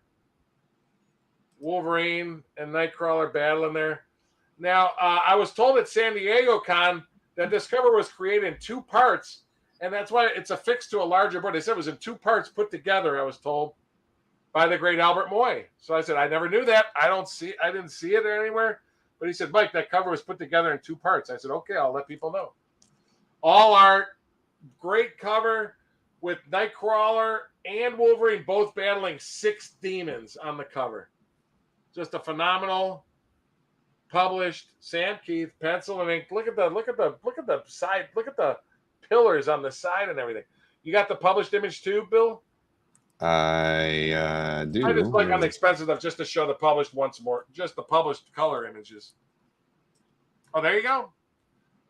Marvel Comics presents 103 Wolverine Nightcrawler Battling Demons, 60 grand. Very, very cool. I can't see any cuts or any creases on the art, but it looks great. I love it, Mike. That. Who does not like Sam Keith, right? What's that? During that run, I mean, Sam Keith was amazing. I love I said McFarland was first with Spider-Man, then the next guy that just drew this crazy, I ain't gonna say crazy, but this unique style. I remember McFarland on Spider-Man was first, and made me go, wow, look at all that. And then Sam Keith on drawing Wolverine. It's like, oh my God, drawing the stubble and the elongated chins. That stuff was just nuts, but so unique. It was awesome. Now here, we had the birth page earlier with Tomar Ray. First appearance of Tomar Ray. Check this out, folks. A lot of people always thought the first appearance of Demon was Demon 1. Here, a month before Demon 1, the last page of Forever People 10 is all drawn art. Very first appearance of the Demon. All drawn. And what's interesting is I get the back issue books and everything. And here I found an old book and I looked through it. Wouldn't you know it? There's the article. The Men Behind the Demon. Jack Kirby and Mike Ware, and they even show it. He'll be coming for you soon. Look for him in the Demon. Coming August 10th. And here, the Demon is one of the major characters. If you're one of those people that loves birth pages, a month before Demon 1, last page of Forever People 10 published, first image of the Demon. Doesn't get much better than that. This is 65 grand. For people in the first, you can spend $300,000 for their first Miles Morales, or you can get the Demon for 65 grand. I'm just joking. Miles Morales is really cool. Because, he's Spider-Man, and all Spider-Man incarnations are cool. But Kirby Royer, all art. Wow. And you still get Batman and all the Forever People at the top. But that is the money shot. I thought this might have been a stat, but it's all art. And they actually had they were talking about the story, the next story. They changed it to add the Demon to the story. And again, it's all art. Even at the bottom is art. It's an art piece they put on. This is all drawn art. And there's other stuff underneath it I couldn't completely read, but there's other stuff underneath it. But that's art on board that they put onto another board. He'll be coming for you soon. Look for him, Demon. 1 month later. The books are the same month, but this came out weeks before Demon 1. So, very historic birth page, folks. Wah! Yeah, I'm sorry. I don't have the baby crying for you. That's okay. But that's a piece of history. The first Tomar Ray, folks, and the first Demon. Literally the very first panel appearances of both semi-characters from DC that have been around for 50 and 60 plus years. And still going. They're both in the cartoons. And you can find the Demon in Anthony's Cosmic Odyssey pages, for crying out loud. Yes, you can. All right, we got 5 more pieces to go, and we are the last bonus piece. I know we're not going to make it for 3 hours. Okay, ready? This is I almost sold this like 2 or 3 times in San Diego. I have the word balloons on the back, but I like it better with the word balloons off, so you can see all the art. But by the great John Romita, this I believe is the first magazine, other than iMagazine, but I mean by John Romita, where he drew Spider-Man outside of Marvel Comics. John Romita. But I know iMagazine was just copies; it wasn't new art. But Cream Magazine, I have drawn basically Robert Crumb type stuff on there. Isn't that a riot with that milk jug? Beautiful 1972 pencil ink John Romita cover to Cream Magazine. We are talking, folks, 51 years old. And I believe it's the first time John drew a Spider-Man cover outside of Marvel Comics. And you get John's old script signature from 1972 there on the bottom right. And all the art is drawn all the way through the top. This is all art, all the way through the top.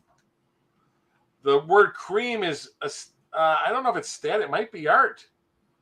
But behind it, it's all art, all the way through. All the webbing, everything is all drawn. So a very cool piece, folks. This is 65 grand. 65,000. Pencil ink Romita 70 Spidey cover. All his ASM covers are going for 200 plus now of his vintage covers. Small art, not large, small. So very cool piece. Okay, we're back to doozy time. You ready for this, Bill? I am. Published Todd McFarlane Spider-Man cover. Hopefully you have the published image there to show. Beautiful. Amazing Heroes number 179 published cover. Came out 2 months before he started drawing Spider-Man number 1 in his new series. There it is, the published cover. From May of 1990. Published cover, Amazing Heroes 179. And, you know, Todd McFarlane was a big hockey fan, so I get a kick out of me having a kid wearing the Gretzky shirt with a Spider-Man hat. I love it. Ain't that all right? Hey, who's this drawing? Looks an awful lot like Eric Larson and Bob Kane. Yeah, the nerve of some of you guys. It's by some new punk named Todd McFarthing or something. That's the wording on the cover. Ain't that a riot? But I love that. Is the classic McFarlane Spider-Man jaw, too. And look at all those bricks. Are you kidding me? And look at McFarlane, 1990. Fourth more when it has a lot of bricks. Wow. Beautiful, published Todd McFarlane cover. And that is 70 grand.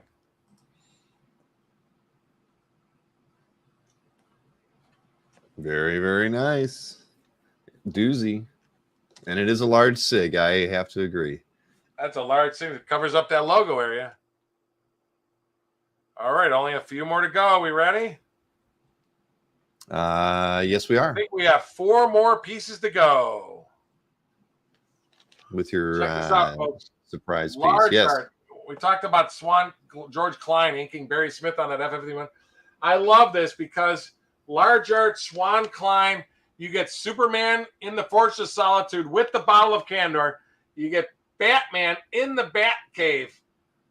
So you get both of them in their true famous hideouts all together on the same cover.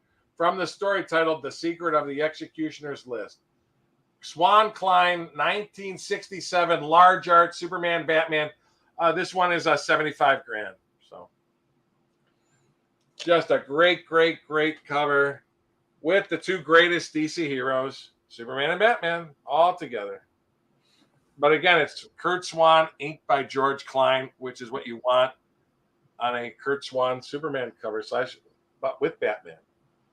Great, great, great piece. Large art, stunning piece, 75,000. That is nice. And now we have a piece of classic Bob Layton. Oh, don't we? Oh, wait a minute. Uh-oh, you lost it. Oh no, it was that was the last piece of my portfolio. Check this out, folks. This is a piece. I showed this to a couple people in San Diego, and they think it's nicer than the published cover, which would go for probably over 200, 300 grand at auction. But this is Bob Layton. It's published, but this is the unpublished cover to Demon in a Bottle. Iron Man 128, 1979, Bob Layton. Right there, signed Bob Layton. This is the unpublished cover. Then, of course, the published cover, you know, they just went from behind him doing the reflection in the mirror. And I even have an image. They did a model of this actual piece. There's a model of Iron Man standing there with the bottle and everything. But this is I have 80,000 on this. The other Demon in a Bottle cover, I don't know, it'd probably be 300 grand or something if it was at auction. I don't know. But there it is. And they published it in the book. He even writes at the bottom, this was my original draft. When you see it, you'll easily be able to tell why it wasn't used. I just didn't have any oomph. Oh, it just didn't have any oomph, if you know what I mean, Bob Layton. But I showed this to a couple people at San Diego, and they go, I like this more than the published cover. They said seeing the side views of the reflections and him crying and him being drunk. Bob Layton pencil and inks. A lot of people they say it was they like it nicer than the published. But that's it. On that one, it's 80 grand. Very historic. Probably one of the top 3 historic Iron Man covers ever drawn. Demon in a Bottle storylines anyway. Probably top 3. That's the unpublished issue cover. 128. 128. There it is. So that's that one. 80 grand. Again, we do time payments. I'll do trades. You just email me if you saw anything tonight you like. We'll work something out as best we can. All right. Well, we got 2 more pieces left. Bill, you ready? I am ready. Here's was going to be the last piece. Large art cover, Dr. Doom. That's actually Dr. Doom. If you look at the published image I sent Bill, that's actually Dr. Doom getting ready to grab at Daredevil and the Trapster. Are you kidding me? 19. This is way large. The art image, that's Dr. Doom. This art is very large. God, I gotta measure the size of this. The actual art image, the artboard is 16 and a half. The artboard is 16 and a half by 22 inches. The actual art image, is 13.3 by 20.25. Same size as the Subby? The subby cover, yep. The name of the game is Mayhem. Dr. Doom, the Trapster, and Daredevil. This is 90 grand, this one.